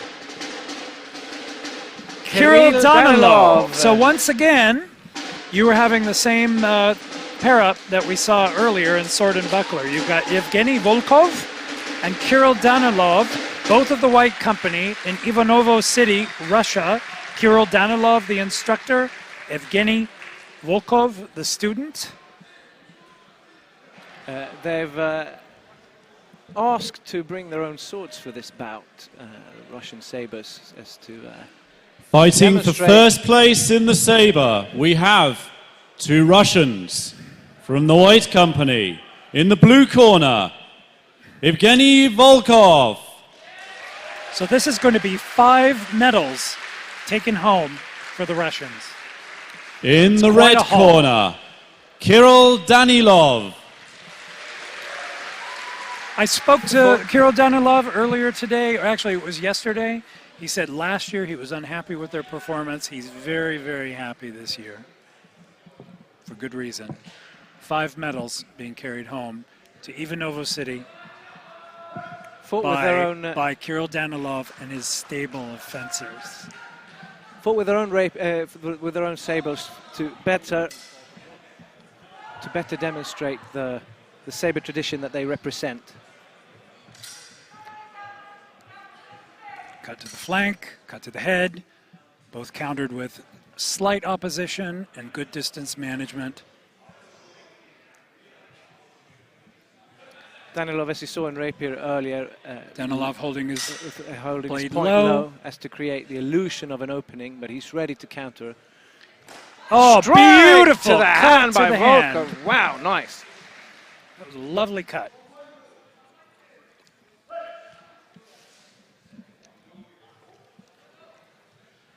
Lovely cut with a moulinet. Oh, lovely exchange with sparks.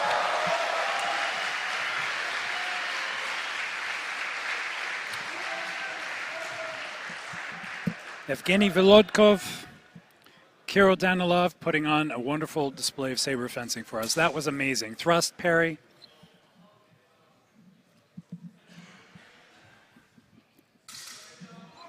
Flank cut, parry.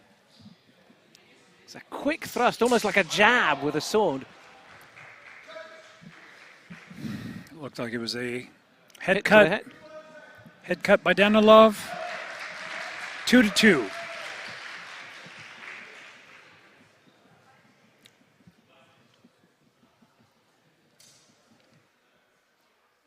Chopping in a thrust. Wrist cut, parried. Riposte also parried. Volodkov with an excellent base. Lovely and very sharp moulinet cut. counter game. Very sharp counter game and an excellent base for parrying. Looked like a light thrust there, maybe to the wrist. Judges saw that too.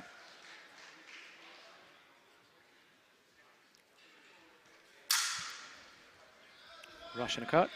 Nothing lands. Double cut. I thought I saw it landed. The judges did not.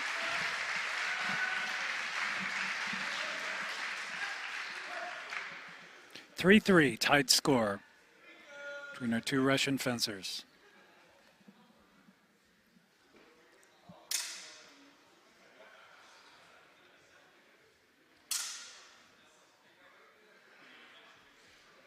Some light cuts thrown in there just as a provocation. Lovely exchange. Cut, parry, riposte. Looked like an upwards, the wrist of a horizontal cut from the right by Danilov. Landed on the wrist of Evgeny Volkov.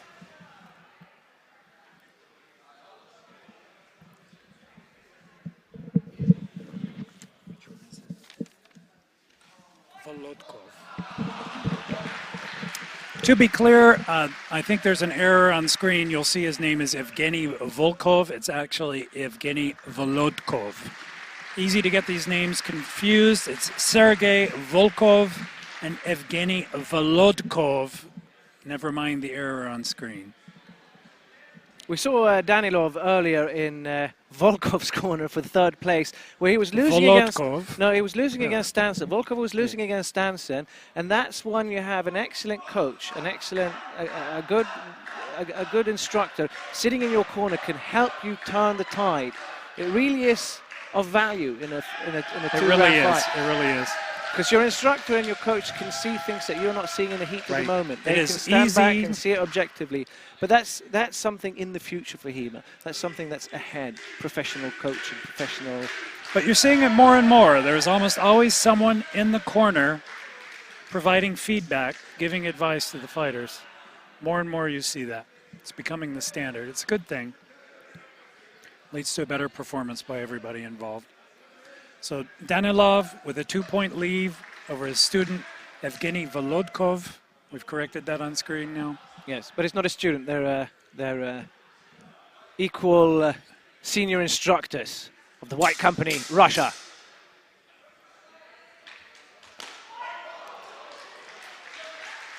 Looked like a cut to the outside of the wrist by Danilov, gaining him a point. We're at 6-3, although it doesn't show on the screen yet. Lovely exchange with sparks. I don't know if that showed up on screen. Lovely sparks. Thrust, parry, never change there. Cut. Right. The cut was also, I think the thrust landed. We are at 8-3 in favor of Danilov. Strike to the outside of Volodkov. Lands to the side of the back of Danilov. Danilov counters.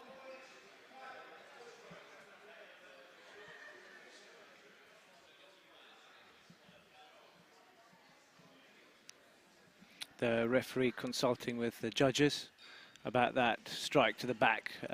Striking to the spine, the back of the head. Are illegal techniques. It's a legal striking area. It's not allowed.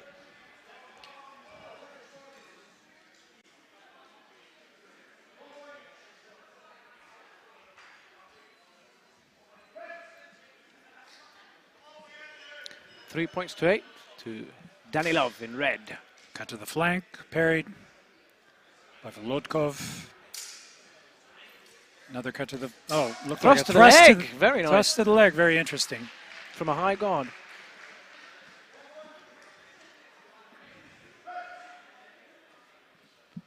Our score is now 4-8 in favor of Danilov. Cut and a parry.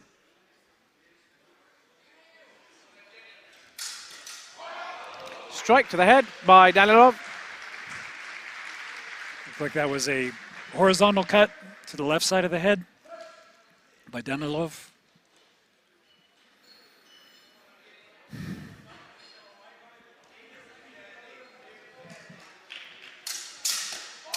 Lovely cut to the inside. It looked like the inside of the arm by Danilov after a series of parries, resulting in 1 point.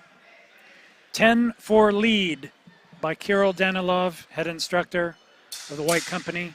Double parry, double cut, double parry, thrust underneath. Did it land? Indeed. It did.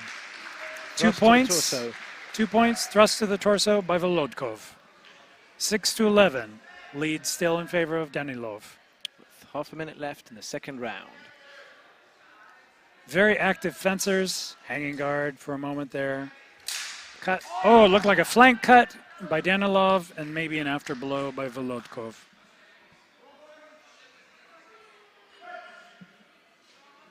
With nothing, ultimately those canceling each other out. So no change to the point value. Whoa! Nice flashy roll by Danilov.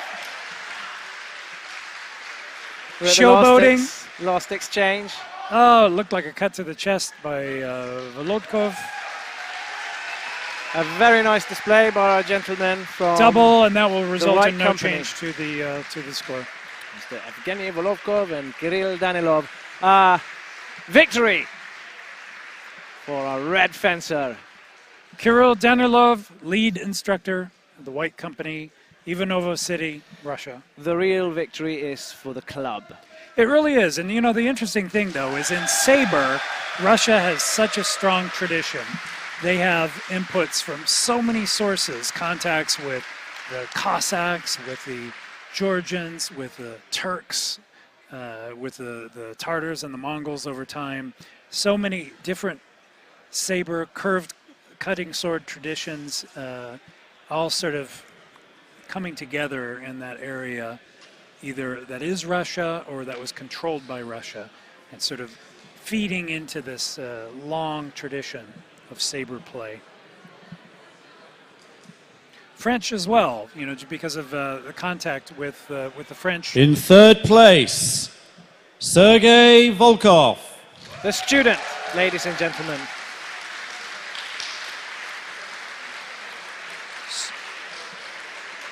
Also, of course, In of the White second Company. place, Evgeny Volokov.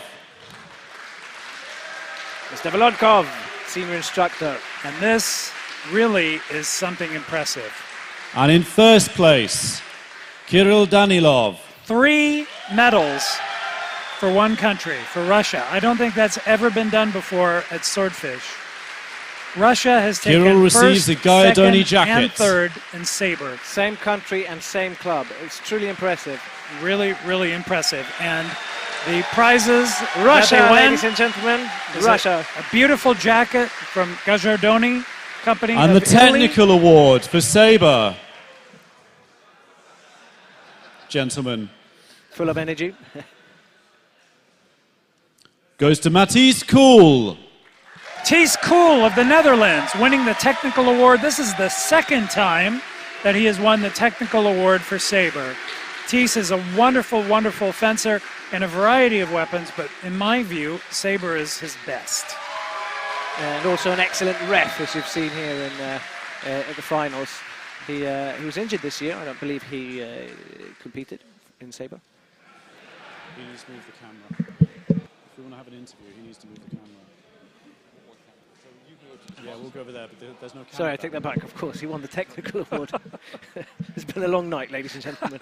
That's all I can say. Yes, Thies Kool, fine technical fencer and saber, but I have to say, looking at Danilov and Volodkov, their technical skills are second to none. That was a fine display of fencing put on by the Russians. Sparks, rolls, you name it.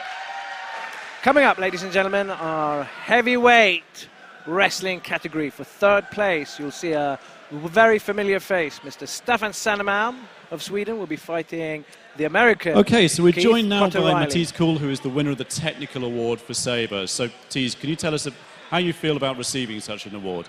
The technical award means quite a lot to me, because I want to show that there are people who are fighters with a saber and there are saber fighters, and I really try to fight within the style that I teach and that I train in, and winning the technical award means that I did so.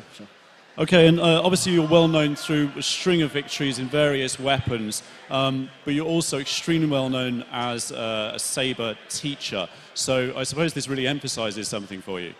I sure hope so, yeah. Can you tell us a bit about the sort of sabers you use, what particular styles you follow? Yeah, the style we do is from Siebenhaar. He was a Dutch fencing instructor and a sergeant in the Dutch military. And I also use the same saber that he has from that time. I have originals that I use for the training. So I try to stick as close to the source as I can.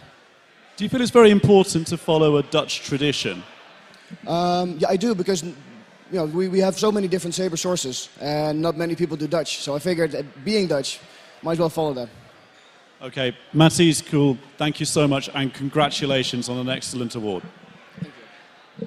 This just underscores what I said a moment ago. We have saber sources from so many traditions. So here's an example of a fine fencer, a fine instructor. He's got his own club. He focuses on saber. He teaches it. He's Dutch. He uses a Dutch source. He uses even original Dutch training weapons. We were talking earlier about the American invasion of wrestlers. Here we have them, Keith Cotter-Riley versus Staffan Sannemalm. Sannemalm in the gi. You see him doing his traditional mantra to get his energy going. Sannemalm is an amazing man. He is a legend in Sweden for his martial arts prowess. The man will fight in any competition, any weapon, you name it.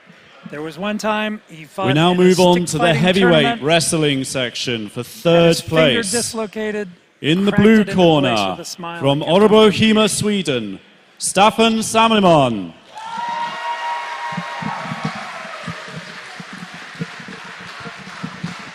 Sannemalm, ladies and gentlemen, from Örebro. Affectionately In the red known corner, as Ninja Boy. from Atlanta, By those of us who have Freifactor, known him for a United long States, time. Keith Cotter-Riley.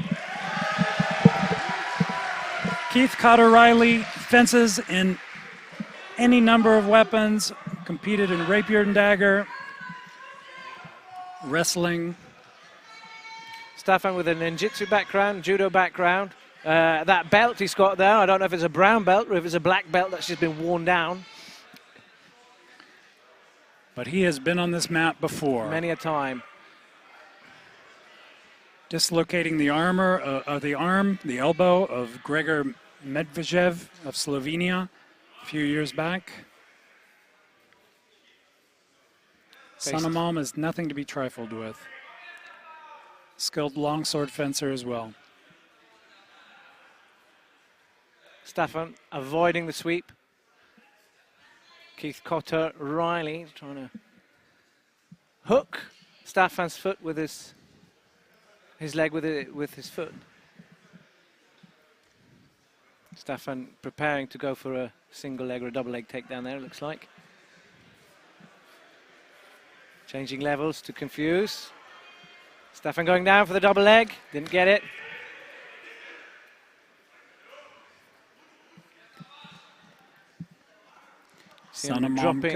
You see him dropping down, which is changing levels, it's called. Clinch. Staffan grabbing the back of the head. And from here they're going to try and work into a sweep or a takedown. A sacrificial throw. Staffan has excellent sweeps. And he is strong. Keith Cotter-Riley having none of that though. Two very big guys.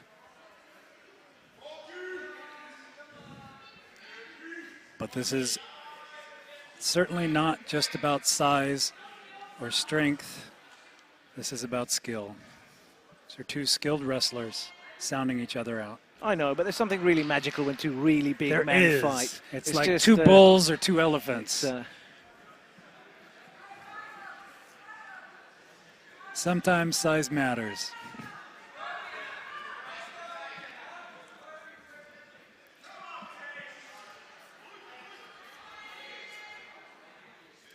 Clinch. Pretty much both wrestlers cancelling each other out here. Staffan working for a sweep. Keith Cotter trying to take the back of Staffan. They end up back in clinch. Staffan having a hard time getting a grip there of Keith Cotter-Riley's jacket, but now he's got it, rolled it over his neck. Sannemalm has a lot of wrestling experience. I think, if I recall, he's got somewhere close to 2 decades of wrestling experience. Nice sweep by Staffan. Was it enough though? Ref didn't call break, so we'll see what the ref awards. If it was a controlled takedown. Indeed it was. Point for Staffan Sannemalm. That was 3 minutes of work in there, a whole round for that point. They don't come free here. Hard earned.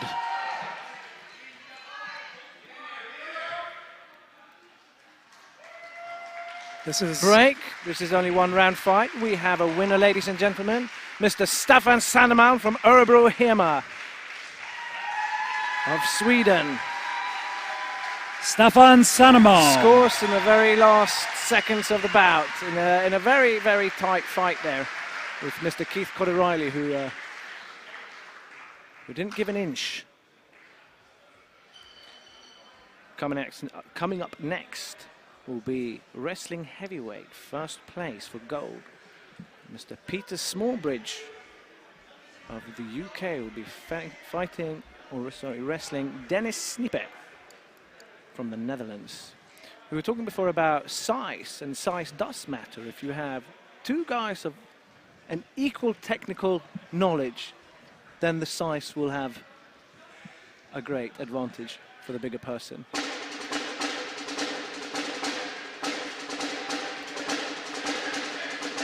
And you see that in fencing, because fencing is one of the few tournament formats today in modern days that do not have, Mr. Smallbridge doing a roll, that do not have weight classes.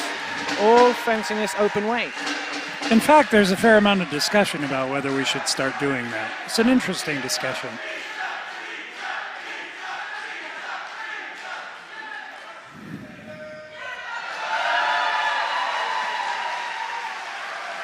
So, Peter Smallridge of Waterloo Sparring Group in the UK in the finals, Dennis Snippe of the for the Netherlands. Heavyweight Mars. wrestling, we have in the blue corner, from the Waterloo Sparring Group in the United Kingdom, Peter Smallridge.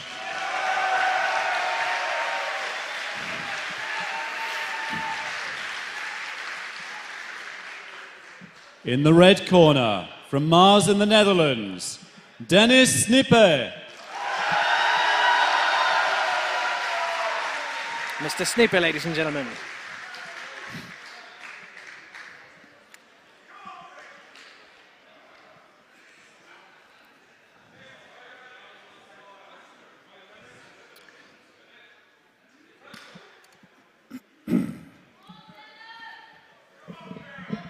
Snippe going in hard.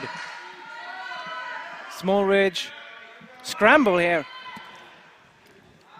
Very aggressive fight. Sweep by Snippe, lands on Smallbridge.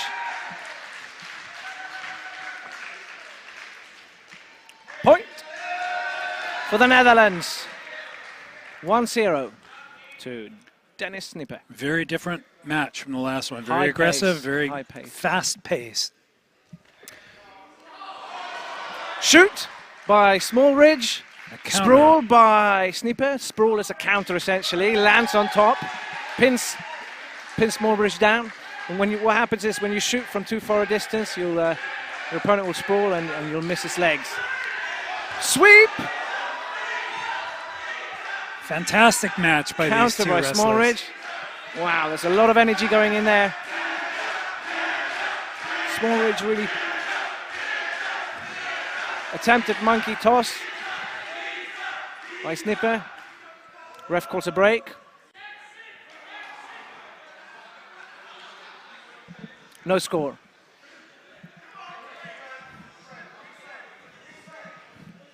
We're about halfway into the bout. 2 points to red, 0 to blue. Netherlands versus the UK. Smallridge pressing the action this time. Snippe tries to sweep. Doesn't really land a clean sweep. Ref breaks it up. Scores it for Smallridge as a counter. Yeah, Smallridge acknowledging it was a close exchange.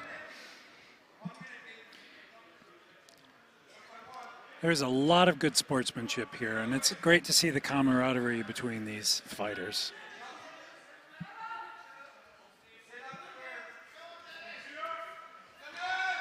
Attempted hook by Smallridge. Takes Snippe down. Ref calls a break. Was it dominant enough?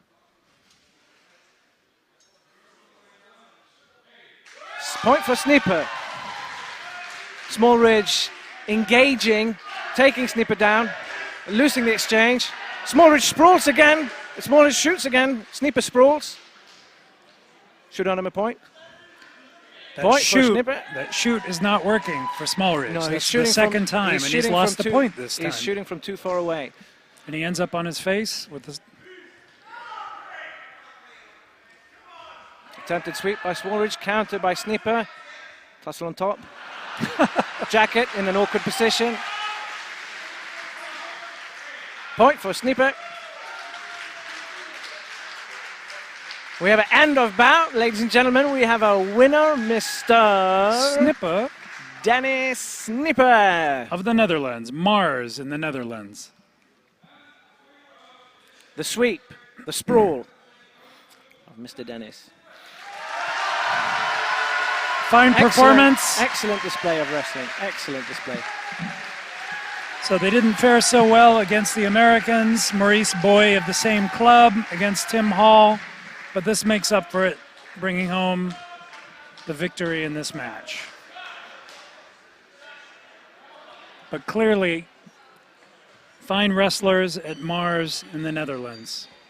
Smallridge also quite known for his wrestling skills. Fencer as well, with a variety of weapons, but well known as a wrestler.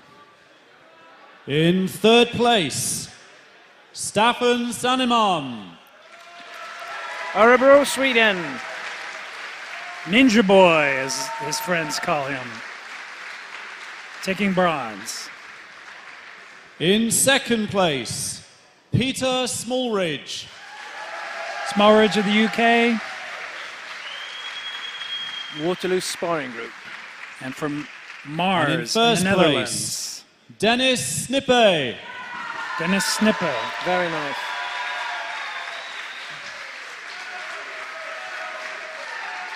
Fine performance by Dennis Snipper, Mars of the Netherlands, earning a gold.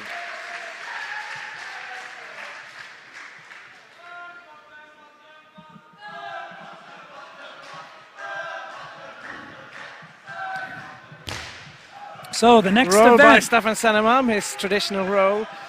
Next up, we have women's longsword. Now this is actually a very, very interesting thing. The Germans for some time have been absent from Swordfish. And it's really interesting because I think that this is the first time a German has fought for a medal at Swordfish. And it's in the women's longsword, fighting for third place, Carla Hooverman from Grün-Weiß-Holten from northern Germany, fighting against Michele Dorlando of the Waterloo Sparring Group in the UK.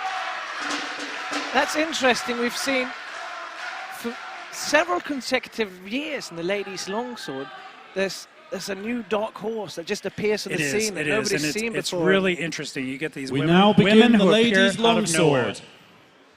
In the blue corner, from Grün-Weiß-Holten, Germany, Carla Hooverman. So Grün-Weiß-Holten, Grün-Weiß means green and white, which are their club colors. They come from Holten, the town of Holten in northern Germany. In the red corner, from Waterloo Sparring Group in the United Kingdom, Michele Dorlando. Michele Dorlando, of Italian origin, but living in the UK and part of the Waterloo Sparring Group. A well-known competitor, Michele has medaled quite a few times before, but her opponent, Carla Hooverman, is a dark horse appearing out of nowhere. This has a tendency to happen with the female fencers. You get a female fencer like Christine Konsmo showing up in 2011. Nobody heard of her and she just burst upon the scene. Now we have Carla Hooverman doing the same. A little overexcitement by Michele Dorlando charging to the center of the ring before time was called. Now here we go. This is going to be a spirited match. Sver, Oberhau, Schnitt to the arm. parries on both sides.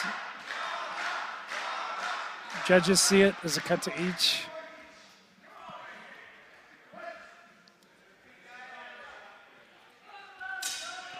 Oberhau, it looked like a parry and a left Oberhau by Hooverman.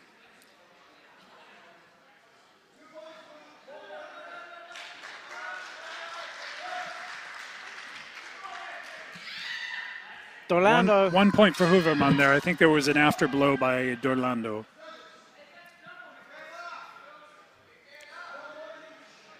One point each. Orlando rushing in to take the center of the stage, but then she gives way again.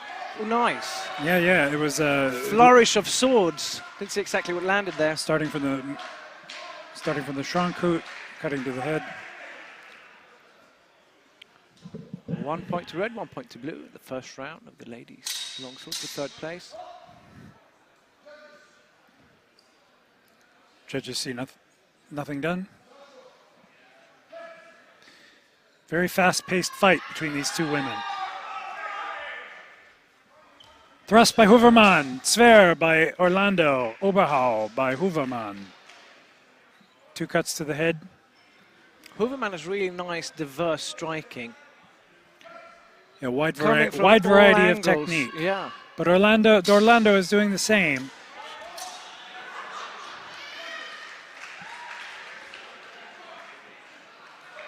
Two points for Looked like it was a cut to the head by Dorlando, who has a lead of 3-1. That looked like a cut to the head to me by Hooverman. Attempted feint by Orlando. Hooverman doesn't bite. Strikes the head, but Orlando Hits comes with in the on the other afterblow. side with the afterblow. End result, no score. Orlando Flug up to Fontach. Cut and a Cut miss. to the hands. That looked like a thrust. with a counter to the head. Did it hit?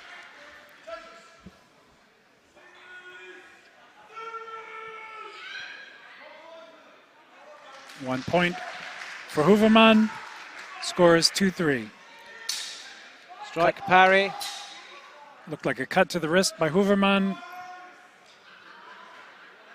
Judges a bit confused about what happened. See how far above her head Orlando holds her hands when she strikes from the Oberhau. Boom. Comes in. That was a lovely feint and a cut by Dorlando, but a parry and a riposte with an Oberhau by Hooverman, striking in the head for 2 points. We have a score of 4-3. Hooverman now Rushing in the Orlando. lead. Striking from above. Very spirited match this time around. Cut to the head by Dorlando, after blow, I think to the arm by Hooverman.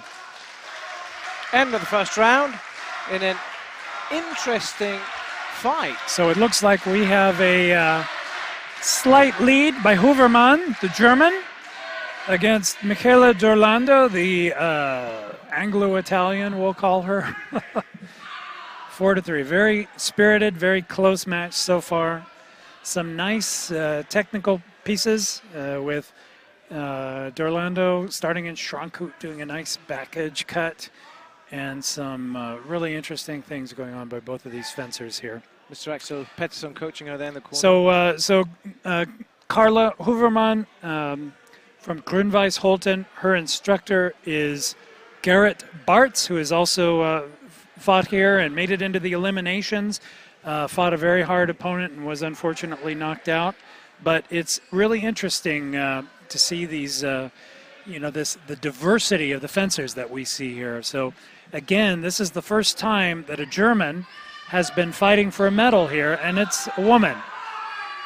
Both in Flug, thrust, parried, and a cut to the around. head by Orlando.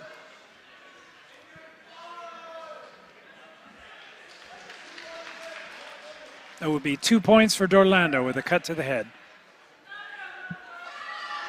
Which leaves them at a tie. 2.5 minutes left in the second round. Strike to the midsection by Hoffman. Orlando hits to the head. So Hooverman leaving the head exposed. So it's an a easy afterblow. 1 point reward for Dorlando. So it's a 5-4 lead by Dorlando. Dorlando. I like it that Dorlando's fighting from the high ox. You don't see that too often. She transitions to the high ox and she fights from the high ox. And a point for Hooverman. So we're at 5-5, a very, very close fight here. Two very spirited fighters. Oh! Thrust by Hooverman, cut by... Strike by Dorlando, Yeah, counter thrust by Hooverman, cancelling Right. each other out, but it's a very nice thrust by Hooverman. Good thrust by Hooverman, cut to the head by Dorlando. Exchange. Judges can't agree. Do not agree on what occurred.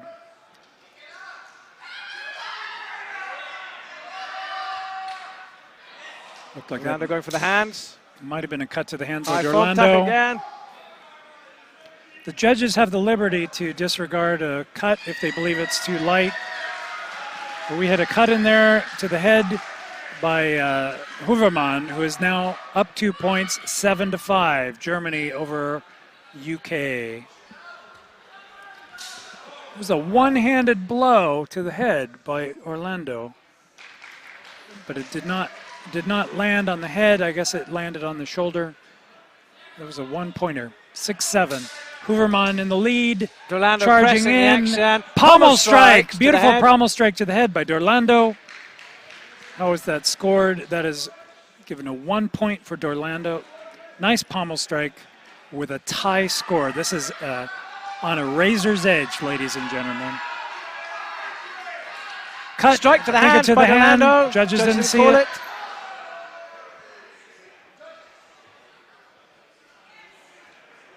Exchange, go up and clinch. 1 point each.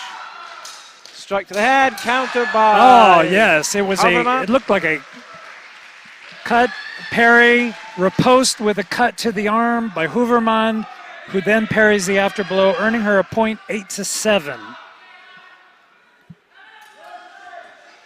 Oh, Strike to the hand, beautiful, Hooverman. beautiful cut Did by Orlando Hooverman, land the head? Did parrying Orlando- the afterblow. Beautiful, that's the way it's done.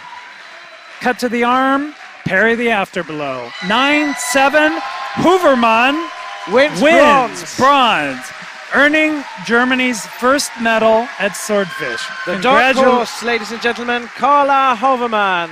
Congratulations, Deutschland. Congratulations, Grün-Weiß Holten. And excellent display of sportsmanship there with two fences Yes, hugging each other two like great fencers, very evenly matched. Looks like they're even both redheads.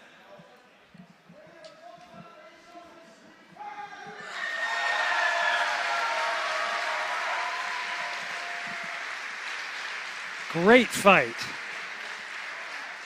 that. Came with our coach this year who competed in the men's. He was Garrett Bartz. excellent fencer, excellent. But didn't make it all the way, which is a shame. I would have loved to have seen him fight here for... But put out by a very good fencer as Indeed. well. So they primarily study the Lichtenauer School of Fencing, not surprisingly, for a longsword club in Germany. And next up for first place for gold from Sweden are well-known Julia Ilhukka will meet Mrs. Sara Vartanen from Finland. Two very seasoned ladies longsword fencers.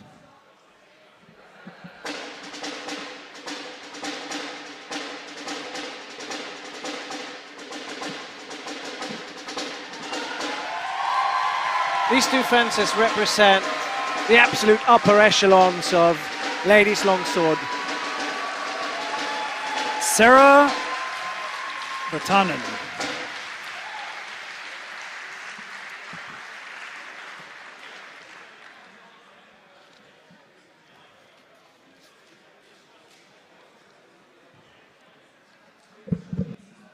In the final for the ladies longsword, in the blue corner, from GHFS, Sweden, Julia Ilhukka.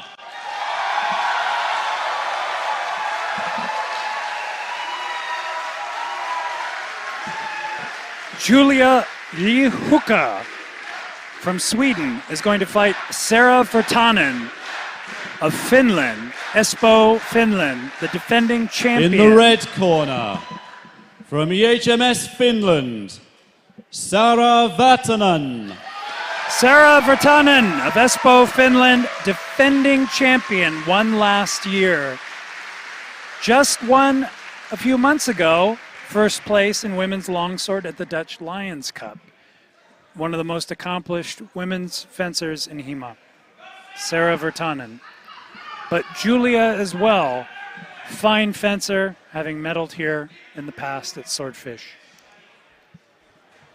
Sweden or Finland? Julia Ilhukka, two-time Swedish women's longsword champion, and I believe she was also the Nordic League champion for women. So these are two medaled women, experienced competitors. As decorated as you can get. Here they come. Julia's got a lot of energy. High pace. So does So does Sarah. Now, the Right thing off is, the bat, high pace. yes, and you've got a substantial size difference with Julia being a little shorter. Sarah quite tall, but Julia is feisty. Nothing to be trifled with. A lot of sparring for dominance, positional, a lot of good offline footwork, both in a flug, going from right to left, looking for that opening, points weaving in and out.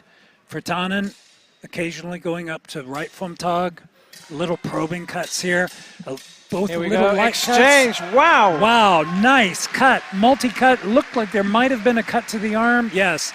An Unterhau from the right by Sarah Virtanen, scoring 1 point on Julia. Very impressive first exchange. Lovely. Light, technical, good fencing. Julia switching up the guards. Thrust by Julia, parried by Sarah Virtanen. Flug thrust. Shifting up to Ox, up to Fomtag, cut. It looked like a cut to the hands. Looked like a cut to the hands, but ending in 1 score each. 1 point each, so no change to the overall score. Julia taunting the blade of Sarah Virtanen, trying to get her to react, to create an opening. This is really energetic fencing from the women. Fantastic performance. Strike to the arm by Ilhuka. Did Virtanen counter? No, she did not. 1 point for blue, which puts them at 1 point each, with 1 minute left in the first round.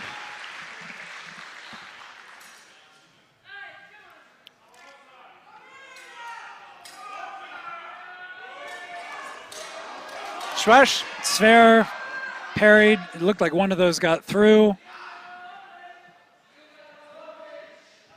Looks like Judges couldn't really agree what happened there, ending up in 1 point each. 1-1 tie. Close fight. That looked like it might have been a crump to the wrist by Virtanen, resulting in 1 point for Virtanen. That looked to me like it was a crumpow to the wrist, cut from the right shoulder. Nice move by Sarah Virtanen. Sver, a couple of spheres, 2-3 spheres by Virtanen. One of them landing, it looked like, to the arm, but a cut to the head in return by Julia Ilihuka.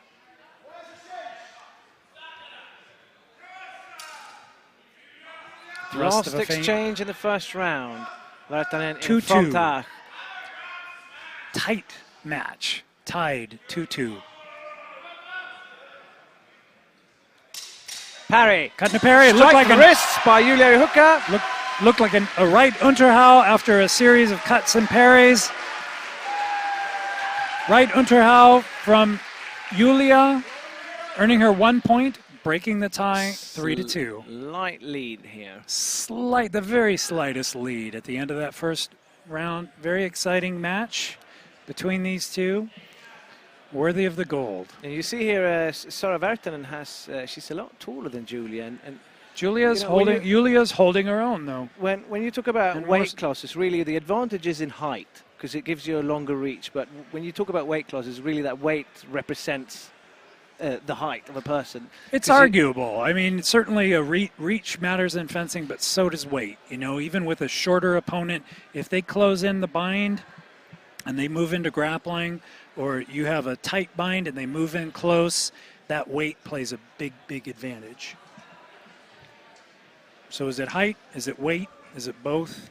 Probably a little of each. Virtanen has an advantage in her coach, Mr. Christian Raukonen, who's an excellent coach, and will be able to analyze the situation for her and tell her what to do and help her. We'll see him fighting later tonight for bronze in open longsword. Very experienced fencer. Looked like an Unterhau by Julia and an after blow by Virtanen, resulting in 1-1. No change to the overall score. Julia maintaining her lead.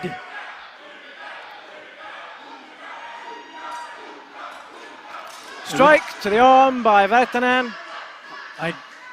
Yep, it looked like there was no effective after blow, or it was parried by Virtanen. 3-3. We have a tie once again. Very tight game. You see Virtanen twisting her hilt all the time. You don't know if she's going to go up in a hang-in or a schwartz or what she's going to do. She keeps you guessing there with her hilt work. It's this change from right to left flug. And Julia doing the same. Oh, looked like. Strike to the hand by Virtanen. Julia counters. Does not land. 1 point for red.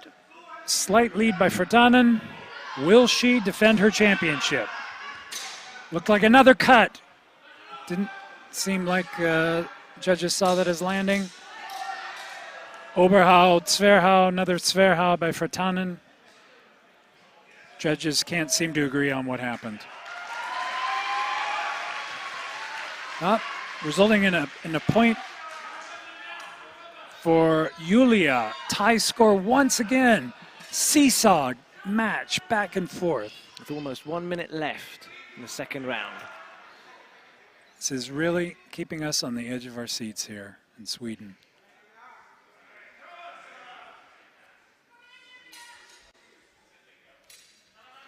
You have to hand it to Julia. Parry by Julia. Strike to the right side. It looked like it was a Virtanen. Zver. It looked like it was a Zver from Virtanen, but an after blow by Julia.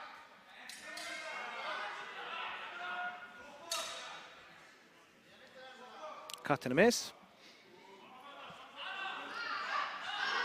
Anything High could front happen tack at this point. A versus change Flug. in tactics. The crowd is excited. So are the fencers. Something will happen. It looked Strike, like smash by Julia Hukka, counters by Virtanen. We'll see what the judges say. Point each. 2 points each. I thought that after blow was a bit out of tempo, but judges saw it differently. Strike to the arms by that looked like Virtanen. Did Julia Sver counter? to the arm, or an Unterhaut to the arm by Virtanen. 1 point each, still a tie.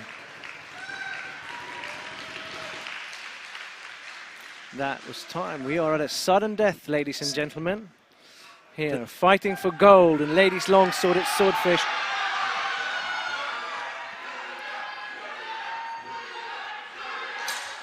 Strike to the head by Blow Julia to the head Hukka. by Julia, but it looked like an after blow.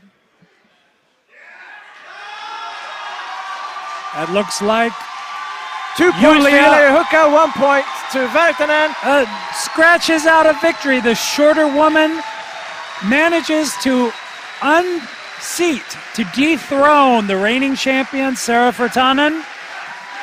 We have a new champion at Swordfish. This is a Julia giant victory Hukka. for Julia Hukka. But I tell you one thing, Matt, it ain't over. I want to see a rematch. I'm sure there will be one at some point in time. Excellent match. What? A real seesaw back and forth between these two fine fencers. You know, I have to say, I like to see I think everybody likes to see the underdog win. And when I see that kind of a height advantage in this kind of a match, it's nice. Also fighting last year's champion, the Fighting defending last year's champion yeah. as well, you know, but that kind of a reach that Sarah Virtanen has, that is a big, big advantage. And for the shorter woman to fight that kind of a game and overcome last year's champion, that's quite an accomplishment. Well done, Julia Hukka of Sweden.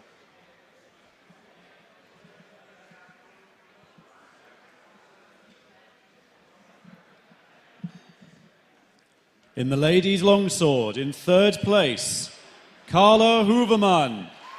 The first medal won by Germany at Swordfish by a woman, a German woman. The dark horse. The dark horse appearing out of nowhere from Grünweiss Holten. From Holten, Germany. In second place, Sarah Virtanen. Finland providing us our silver medal. Sarah also receives a pair of Spez gauntlets. Spez gauntlets as a prize. Second place prize And for in Sarah first place Virtanen. for the ladies' longsword, Julia Lee Hooker. Julia Lihuka From Gothenburg Historical Fencing School of Sweden. winning the gold. In an impressive, close victory. A well-earned medal, but she had to work hard for it. Julia will also receive in due course a Lion's Crown Feather. A The lion. technical prize goes to Carla Hooverman. Carla Hooverman also wins the technical award, so she brings home 2 medals for Germany. She brings home a bronze medal and a technical award. You can see how moved she is by this. Well, it's fighters like Carla Halverman. We spoke about this last year. When you see fences like that coming out of apparently nowhere, you wonder who else is out there. Yes. Who else is out there? Who will show up next year? And retaining that title, the ladies' longsword, is not easy. It's true. So for all of you fencers out there, remember, it could be you. It could be you. Looks like we're going to have an interview. Here's It's a- not. So joined now by Jake Norwood. Hi, Jake. Oh. Okay, so there's a huge crowd of Americans this year. Why so many this year? I think this year we've had a couple of things come together. One is just a general excitement about swordfish that's been building in the U.S. for years, but actually getting the kind of momentum together takes time. The second thing is there's been leagues developing in the U.S. and the competitive scene in the U.S. has really come into its own. And as we saw this year, so many folks from the U.S. contingent made it into the final 32, the final 16, even the final 8. I think we've really come into our own in that regard, and it was an exciting time to come here and to bring it. Okay, and obviously you are the man behind Long Point, which is very much the spiritual sibling to Swordfish. How do you think that's developing in tandem with Swordfish at the moment? I think Swordfish and Long Point are absolutely connected. Absolutely sister events, so to speak. Some of the things that we want to continue bringing are the kind of energy that we see here at Swordfish, the kind of difficulty that we see here at Swordfish. There's something here at Swordfish. A pool fight at Swordfish is an elimination bout anywhere else. An elimination bout at Swordfish is a finals bout anywhere else. That's something that I think we aspire to as that sister event in the U.S. And I think we're coming up. We're getting there. Do you feel the Americans are now bringing it over to the Europeans? Absolutely. We're bringing it over and we're taking it home. Okay, so you were fighting in longsword and also in saber. Do you have any particular memories from this event, say in saber? In saber? No, it's a total blank. Okay, there may be something on YouTube later on that. Finally, there's a number of jackets that seem to be around the place of superheroes. Would you like to explain that? Yeah, the HEMA Avengers. Josh Parise. Where's Josh? Josh Parise is he's our Iron Man to our Avengers, the guy who puts us all in cool stuff. And he prepared these jackets for us, partially to roll out his new jacket line, but also just to bring an extra kind of esprit de corps to the U.S. team, which is, I think, part of what makes Team USA such a standout team this year. Jake Norwood, thanks very much. Thank you, Rob.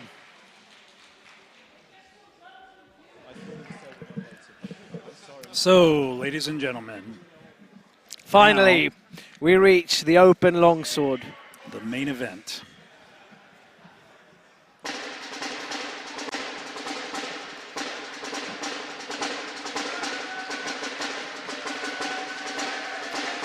This year, our spots for the open longsword disappeared within 2 days.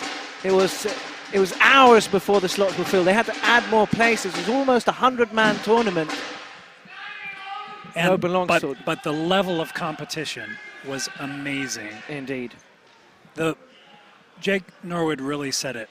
The pool, We now reach pool the fights here, final where part of eliminations anywhere tonight's else, competition finals. all the way up the line. For third place in the open longsword, in the blue corner from GHFS, Anders Linnard. The famous Anders Linnard, famous fighter, excellent coach. Last year's gold medalist. Didn't And make it in all the the way red this year. corner from EHMS Finland, Christian Roikkonen. Christian Rukonen, one of the most thinking fighters in HEMA. Great mind inside that body. Excellent strategist, excellent analyst. He's worked his way up to these gold medal standard now. He's Superb still fencer. very young. He's still in his 20s, but in Easy HEMA to- years, he's old. He's been around for a long time in HEMA years. Easy to recognize by his striped socks. Anders, Gentlemen. the master of distance, the one who, in such a relaxed manner, creeps into distance and then hits you before you realize that he's there. And the key there for him is that he can manage to get within range, so he can hit you with an orber out without having to take a step, which makes a much cutter hit. Christian cutting from the sides, Anders parrying. Christian hits through, finds the target, earning him 2 points. Anders countering with 1.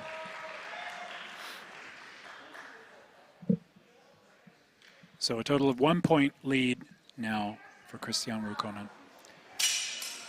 Looked like a cut to the wrist by Anders. Don't think it landed. Landed on the cross guard. Vinden by Anders. Christian counterwinds, lands on the head, or the shoulder perhaps. Looked to me like a cut around to the wrist. Landing, earning Rukonen 1 point. Oh, it looked like a Unterhau landing by Lennard. Unterhau to the wrist, I would say, by Lennard, earning him 1 point. Christian attempting the shield. So we are at 1-2 now, although it's a little bit of a time lag. Tail on that guard screen. from Rokonen.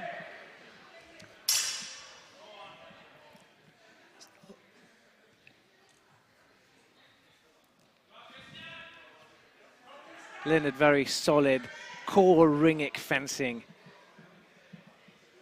Strike to the head by Leonard, parry by Rokonen. Now Vind. Leonard is actually at a disadvantage here. He has a knee injury that is slowing him down. You can see him limping a bit. It's really hindering his mobility. He's also already proven himself. Schlüssel by Rukonen. Interesting use of guard to taunt his opponent. Looked like another Unterhau to the arm by Leonard, earning him another point. So it's 2-3 now. This is the thing about Anders Leonard, is that he has such a good control of distance, and that he will just reach out and touch you when you think you're out of distance, and you're not. How he does it? Leonard having trouble with that knee. You could see him staggering there as he staggered past Rukonen. That's gonna give him trouble.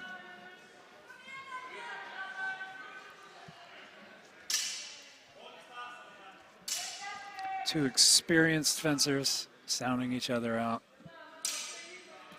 Tight play with distance and measure. Crump binds by Rukonen. Disengages to avoid by Leonard. Playing with distance. Little body feints. There's a lot of subtle things going on here. A lot of subtext. Oh, Strike looks to the like hand a by beautiful, Rokonen. beautiful Oh. cut by Rukonen. Very subtle, but very nice cut to the What that wrist. was is moving from the complex to the simple, where you have this long exchange of footwork and binding, and then just nice hit to the hand. Something simple. And the interesting thing is Rukonen is turning Leonard's game against him, playing that little, toying with that distance, then just reaching out and touching the opponent. Time has been called. You see there Anders Leonard together with his coach Axel Peterson, who is together they have founded St. Mark, who's our main sponsor. You see them on the mat. They've made the Koning glove, where you saw the advert for it at the beginning, and Mr. Leonard is wearing a pair himself. Christine Konsmo, our referee, Christian Rukonen, consulting with his coach in the corner, Sarah Vertanen. Leonard has a bad knee. He's also proven himself. He's done it all. Rokonen is on the rise. Rokonen has never had a goal. He's never tasted that yet. He's hungrier. Not at Swordfish, for sure. Younger man, very technical, got a lot of good thoughts on fencing. writes a blog. It's a real thinker on the art of fencing. Did you say drinker or thinker? I think a little bit of both. A lot of both, maybe. It looked like... Strike by Anders to the head. Did it land on the cross guard? Looked like it was parried, and then a cut to the wrist by Ruukkonen. Earning Ruukkonen 1 point. 5 points 5 to 2 in the second round. I think Leonard is being hindered by that leg. He looks like he's moving slow. A rolling feint and a cut parried by Leonard. Oh, a thrust, beautiful thrust to the head by Ruukkonen. Let's see what the judges think. Did they see it? They did. Thrust to the head, earning 2 points for Ruukkonen. Taking a pretty substantial lead there. The judges are consulting, however. You have an injured knee. It does a lot for your distant management. Anders Leonard, he has that ability to just shave inch after inch after inch without the opponent noticing it, and then like a viper, boom! And he just reaches out. Hits to the head. No footwork even in many cases. It's a question of body angle, leaning, weaving left, weaving right, shaving inches off, and then all of a sudden he's upon you. There's something that... 6-2 is our score. Christian Ruukkonen, commanding lead over Leonard. Tail guard by Ruukkonen versus the fluke. Sphere by Leonard. You can see his mobility is limited. He's having trouble getting in quick. Oh, strike. Beautiful cut to the wrist by Leonard, parrying the after blow. Textbook. But only 1 point. 3-6. Still in favor of Ruukkonen. Another cut to the arm by Leonard. Beautiful distance management, using the skill set that nobody has to equal him, cutting to the wrist. Also telling Ruukkonen, tuck your hands in. And when you have a knee injury, that's the way to do it. If he can pull a medal out of here, yeah, Ruukkonen acknowledging a hit to the hand. Or not. Confusion. Fight continues. Cut, Strike, parry, parry, parry. Good exchange.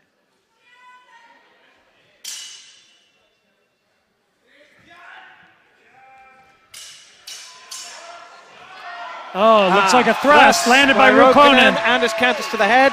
Did the thrust land? It did. Thrust landed.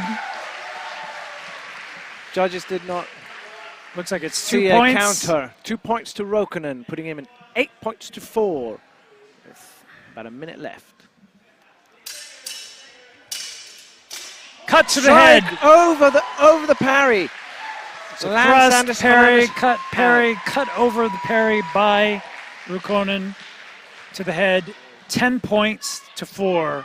Commanding lead now by Christian Ruukkonen. Oh, beautiful thrust! Wow, lovely. Lovely thrust. Anders doing what he does best, manipulating that distance, and before Christian Ruukkonen realized, putting that thrust into him. Did I detect the reverse grip there, or was that just my imagination? I didn't see.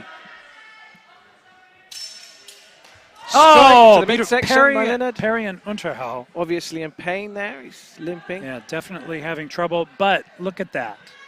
Another point for Leonard. 7-10 now. Lost exchange. Really an amazing fighter, but the last exchange.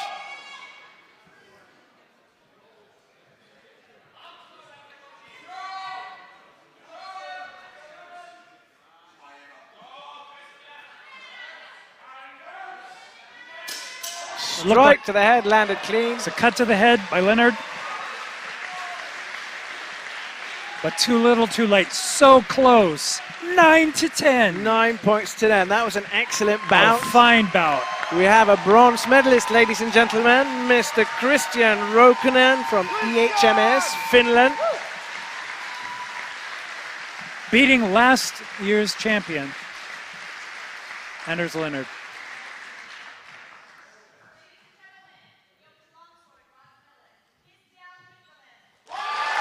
Bronze medal for Finland. Well done. Well done Two good fencers, two amazing fencers.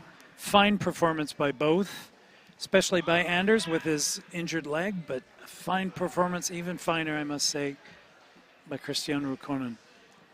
Now, to the great upset of this year. This is fascinating. Okay, our finals match for the open longsword is between Federico Dall'Olio of Italy versus Michel Rensen of the Netherlands. Actually, a rematch of the Dutch Lions Cup, the exact same match, the exact same fencers in August, with Federico pulling out a gold medal, Michel Rensen the silver at the Dutch Lions Cup in August. Now a rematch just a few months later here at Swordfish. Two fine fencers. Federico mastering all those basic fencing skills. Solid fencing. We'll tell you what he does in a moment. We Michel have now Rensen, reached the master of the left fight spheric. of Swordfish 2016.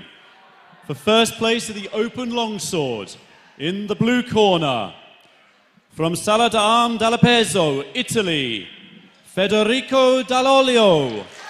Federico Dall'Olio of Parma, Italy, with the Sala d'Arme a peso, which means the hanged man, which comes from the tarot In deck. the red corner, from Zwaardenstein from the Netherlands, Michel Rensen. Michel Rensen, a junior instructor under Ardo Fama and Cor Kronenberg from Zwaardenstein in the Netherlands. Who dethroned last year's champion Anders Linnard. So there has been That's a true. passing of That's the true. torch.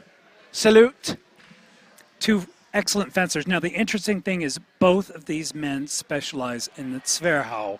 Now, what happens with Federico in blue is that he takes a thumb grip and flug. You'll see him do a parry, a flug parry to left and right, and then do a double Zwerg to take his opponent. Michel Rensen will use the flug in attack. He'll go up into ox, he'll do a feint and cut around. The left sphere is his specialty. Look for it here. This bout will be of the who's the master of the Schwert. Yes. Who is the master of the Zwerhau? Zwerhau, Lichtenauer's favorite cut.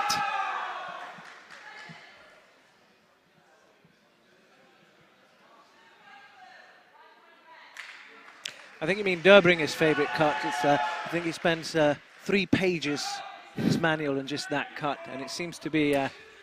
Yes. Okay. Michel Rensen doing his signature move. This right ox, a feint, and then a left sphere that lands, giving him 2 points. 2 points to 1.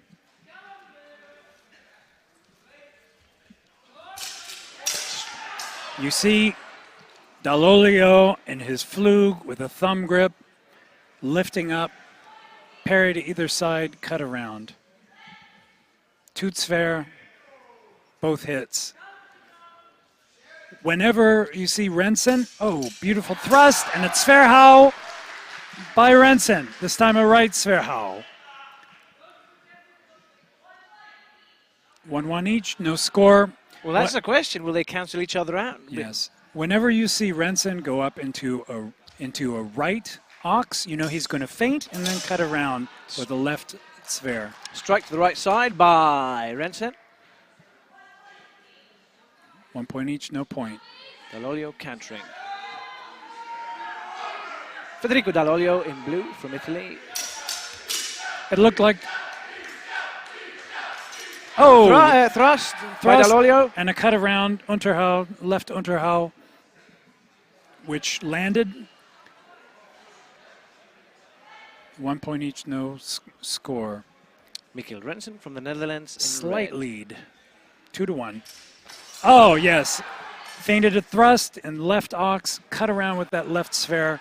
Michel Rensen, you know that left sphere is coming, but can you stop it? Threatening with the point, walking in with the point, almost as Almost a landing thrust, there, but and then cutting around.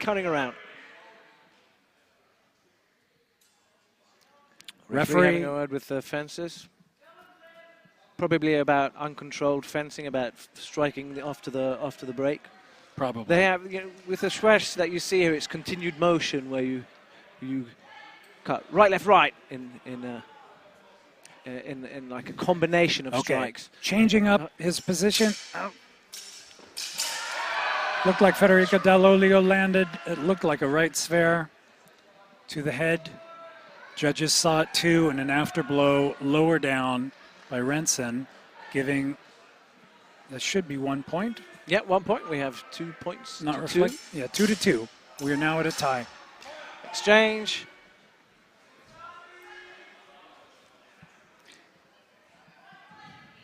One point each, no change. I don't think I have ever seen so many Zver in one fight. Thrown in one fight.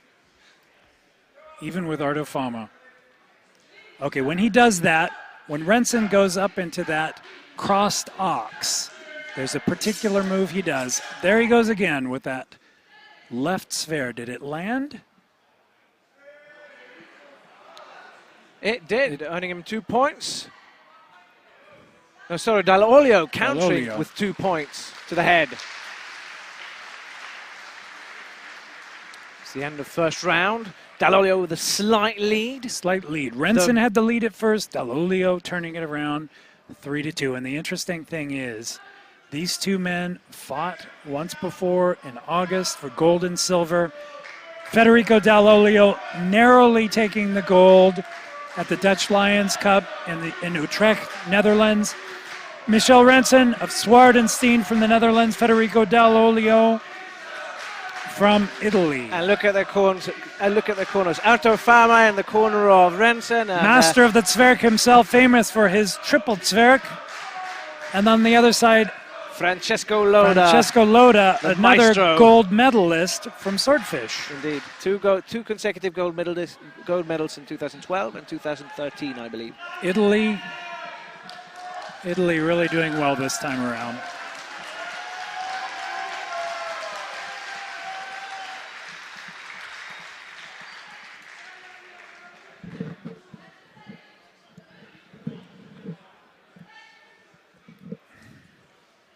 The battle of the Schwartz continues.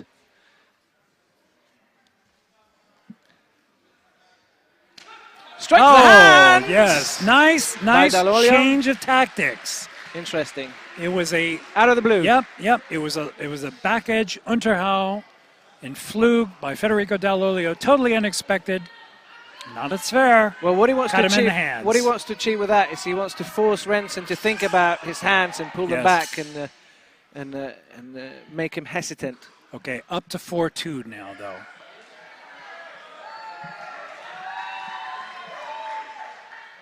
But there was a blow there by Rensen. 4-3. Oh, strike. Yes. Counter strike to the hands, it looked like. It was a feint in left ox and then a cut around with a left overhow. 4-4. We are tied once again. Another one of these seesaw battles. Dall'Olio loading up for the thrust. Rensen. Yes. It looked to me a thrust, parry, and a left Unterhau by Rensen. The judges see it too. 1 point red. Rensen once again in the lead. He had the lead. He lost it. Now he's back.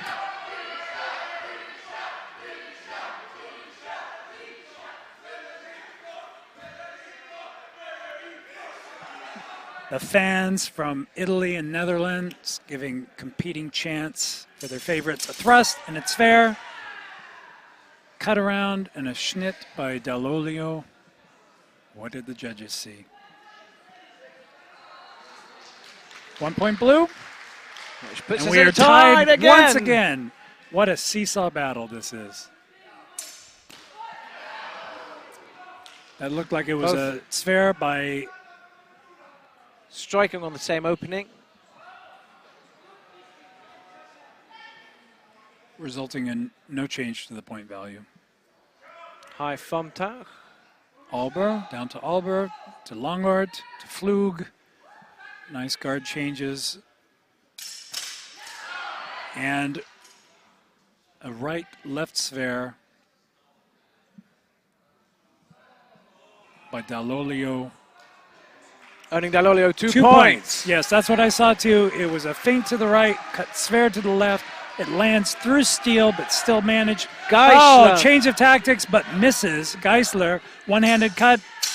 Strike to the head. Oh, yes, yes. I By think Rensen got Rensen. one through there. Well, Rensen should earn Dall'Olio 1 point is- on that. Dall'Olio is diversing his targets, which gives Rensen more to think about. If you're only attacking one target, But that's the Rensen- only thing you have to think Rensen- about. High front tack, ladies and gentlemen, versus 6-7, super close. Rensen needs to do something to even out the score. Oh, double thrust, and an attempt at closing. a schnitt, a shove, a gentlemanly hug, and we'll see what the judges say. 2 points to blue, 1 1 point. point to red.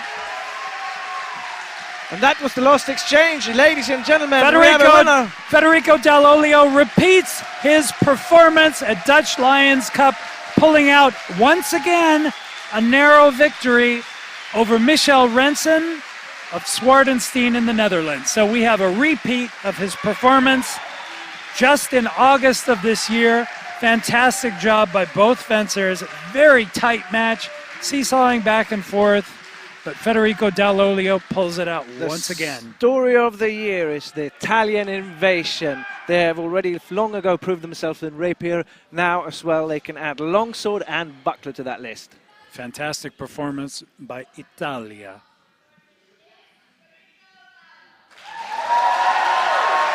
But Michel Rensen doing the Netherlands proud. Excellent technical fencer.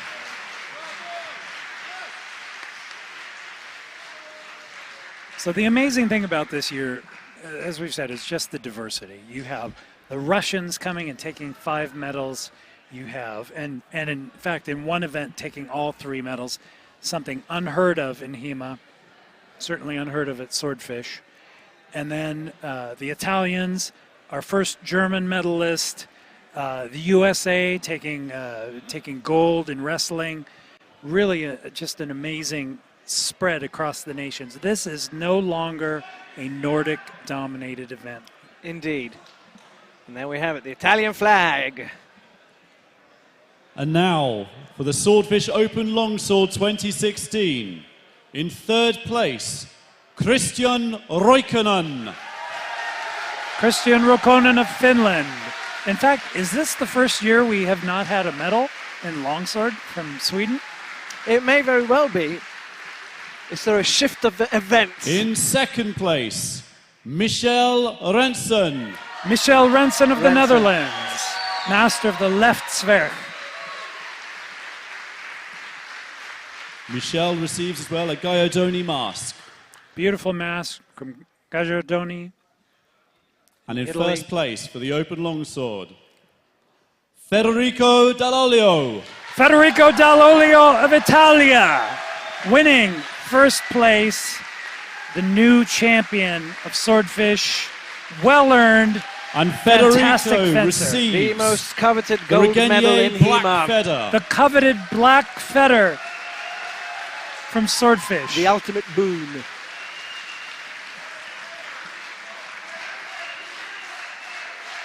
Federico of Parma, Italy. Saladarmi da Peso, the hanged man, the tarot card. Now- Repeating his performance from For the Dutch Lions final Cup to take the technical gold. prize of this evening, we have Tristan Jakowski. Excellent, Tristan Jakowski that you saw earlier during the demo bout for sharp cutting. Good to see Team USA winning another gold, bringing back the technical award And in Tristan longsword. receives a pair of St. Mark Conning gloves. You see the St. Mark black gloves, very sexy indeed. Nice prize for the technical fencer. So the question is, will Federico Dall'Olio, will he open the floodgate of Italian longsword fencers? Yes, Will you we know, see the a interesting rise? thing is there are people like, Percibali, and there's a series of other longsword fencers. I think we've just seen the beginning of Italy. Spadoni is about to come to Northern Europe. And we'll have an interview, I think, with our first place gold medalist, with our host, Rob Ronicus.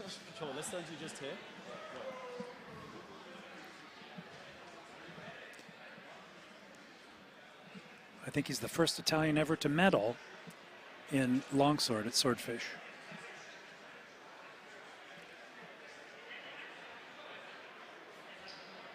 Federico Dalio, you are the first Italian to have reached the longsword finals in Swordfish. You're also the winner.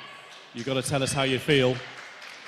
Well, I dreamed it, and I trained for it, and now I'm living it, so I'm happy. How can I say? That's what I wanted, so I just trained for it a lot. Thanks to all my fellows from my schools, 2 schools, Sala d'Arme della Pesa and the two of my staff, because every time I crossed the blade with them, I learned something. So thanks to them if I'm here and with good success. Now, really, you've come out the blue, and traditionally, swordfish and most of these longsword competitions have been dominated by the Nordic areas or by the North Americans. Italy and Spain have not really been seen very much as a longsword thing. Are you spearheading a new movement? No, I don't think that we need a new movement. Just there are a lot of great fencers in Italy, Spain. I think I saw France as well. So they just need to put themselves here, and I'm sure they could make as good as I do. So. One last question: will you be back? Pardon? Sorry. Will you be back next year? Yes. Otherwise, I cannot win again. Absolutely. Okay, Federico, thank you very much, and let's give him another round of applause, please. Humble words from Federico Del Can I have Olio. all the medalists from tonight's stream here on the floor, please? All the medalists to me, please. I dreamed, I trained, I lived. Excellent words. Vidi, vidi, vici. Come on, more applause. I came, I saw, I conquered. The Italian champion of Swordfish 2016. Federico Del Olio of Parma, Italy. Standing ovation from the crowd. Our medalists, ladies and gentlemen. You don't angry on us, everything good? And the man in the suit, our very own Carl Ruber. Our tournament So, manager and host. before we wrap this up, I would like us to thank all the staff who's been making this event possible. So a big round of applause for all the people who's been working very hard for this event.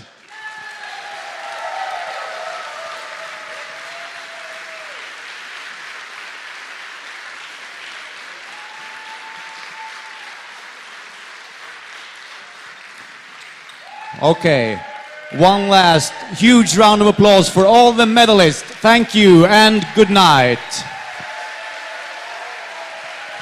Wait for it, ladies and gentlemen. Confetti explosion. Oh, well. A bit of an understatement. I promise next year we'll deliver a heftier confetti explosion. A bit of a misfire. Come and see it live instead. A bit of a misfire on the confetti If you explosion. haven't been, come to Swordfish. And now let the games begin. Ladies and gentlemen, thank you for watching. Thank you for tuning in. It has been a wonderful evening with wonderful performances by amazing fencers. Thanks to the Swedes once again for putting on Swordfish and making us all happy. And I think that's about it for tonight from me and Scott Hellroth. What was your favorite impression from the entire event, from the tournament? Oh my gosh, it's hard to say. There are so many different things. The Americans, Tim Hall, that amazing performance. The Russians sweeping so many medals, 5 of them. This rematch of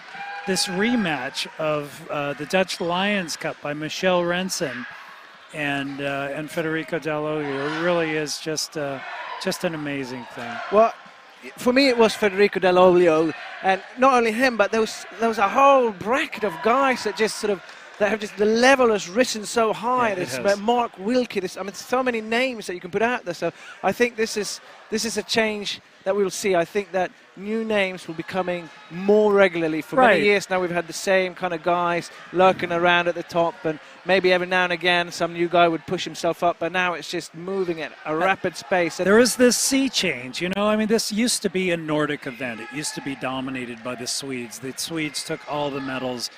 Anders Leonard, Axel Petersen, Dennis Ljungqvist, but now you have these dark horses coming out. Italians, Russians, you have the German medalist. It's fantastic. Ladies and gentlemen, to finish off, I want to say, dream, train, live. It could be you next time. Come Thank to you. Swordfish. Good Make it night. happen. My name is Scott. This is Matt. Bye-bye.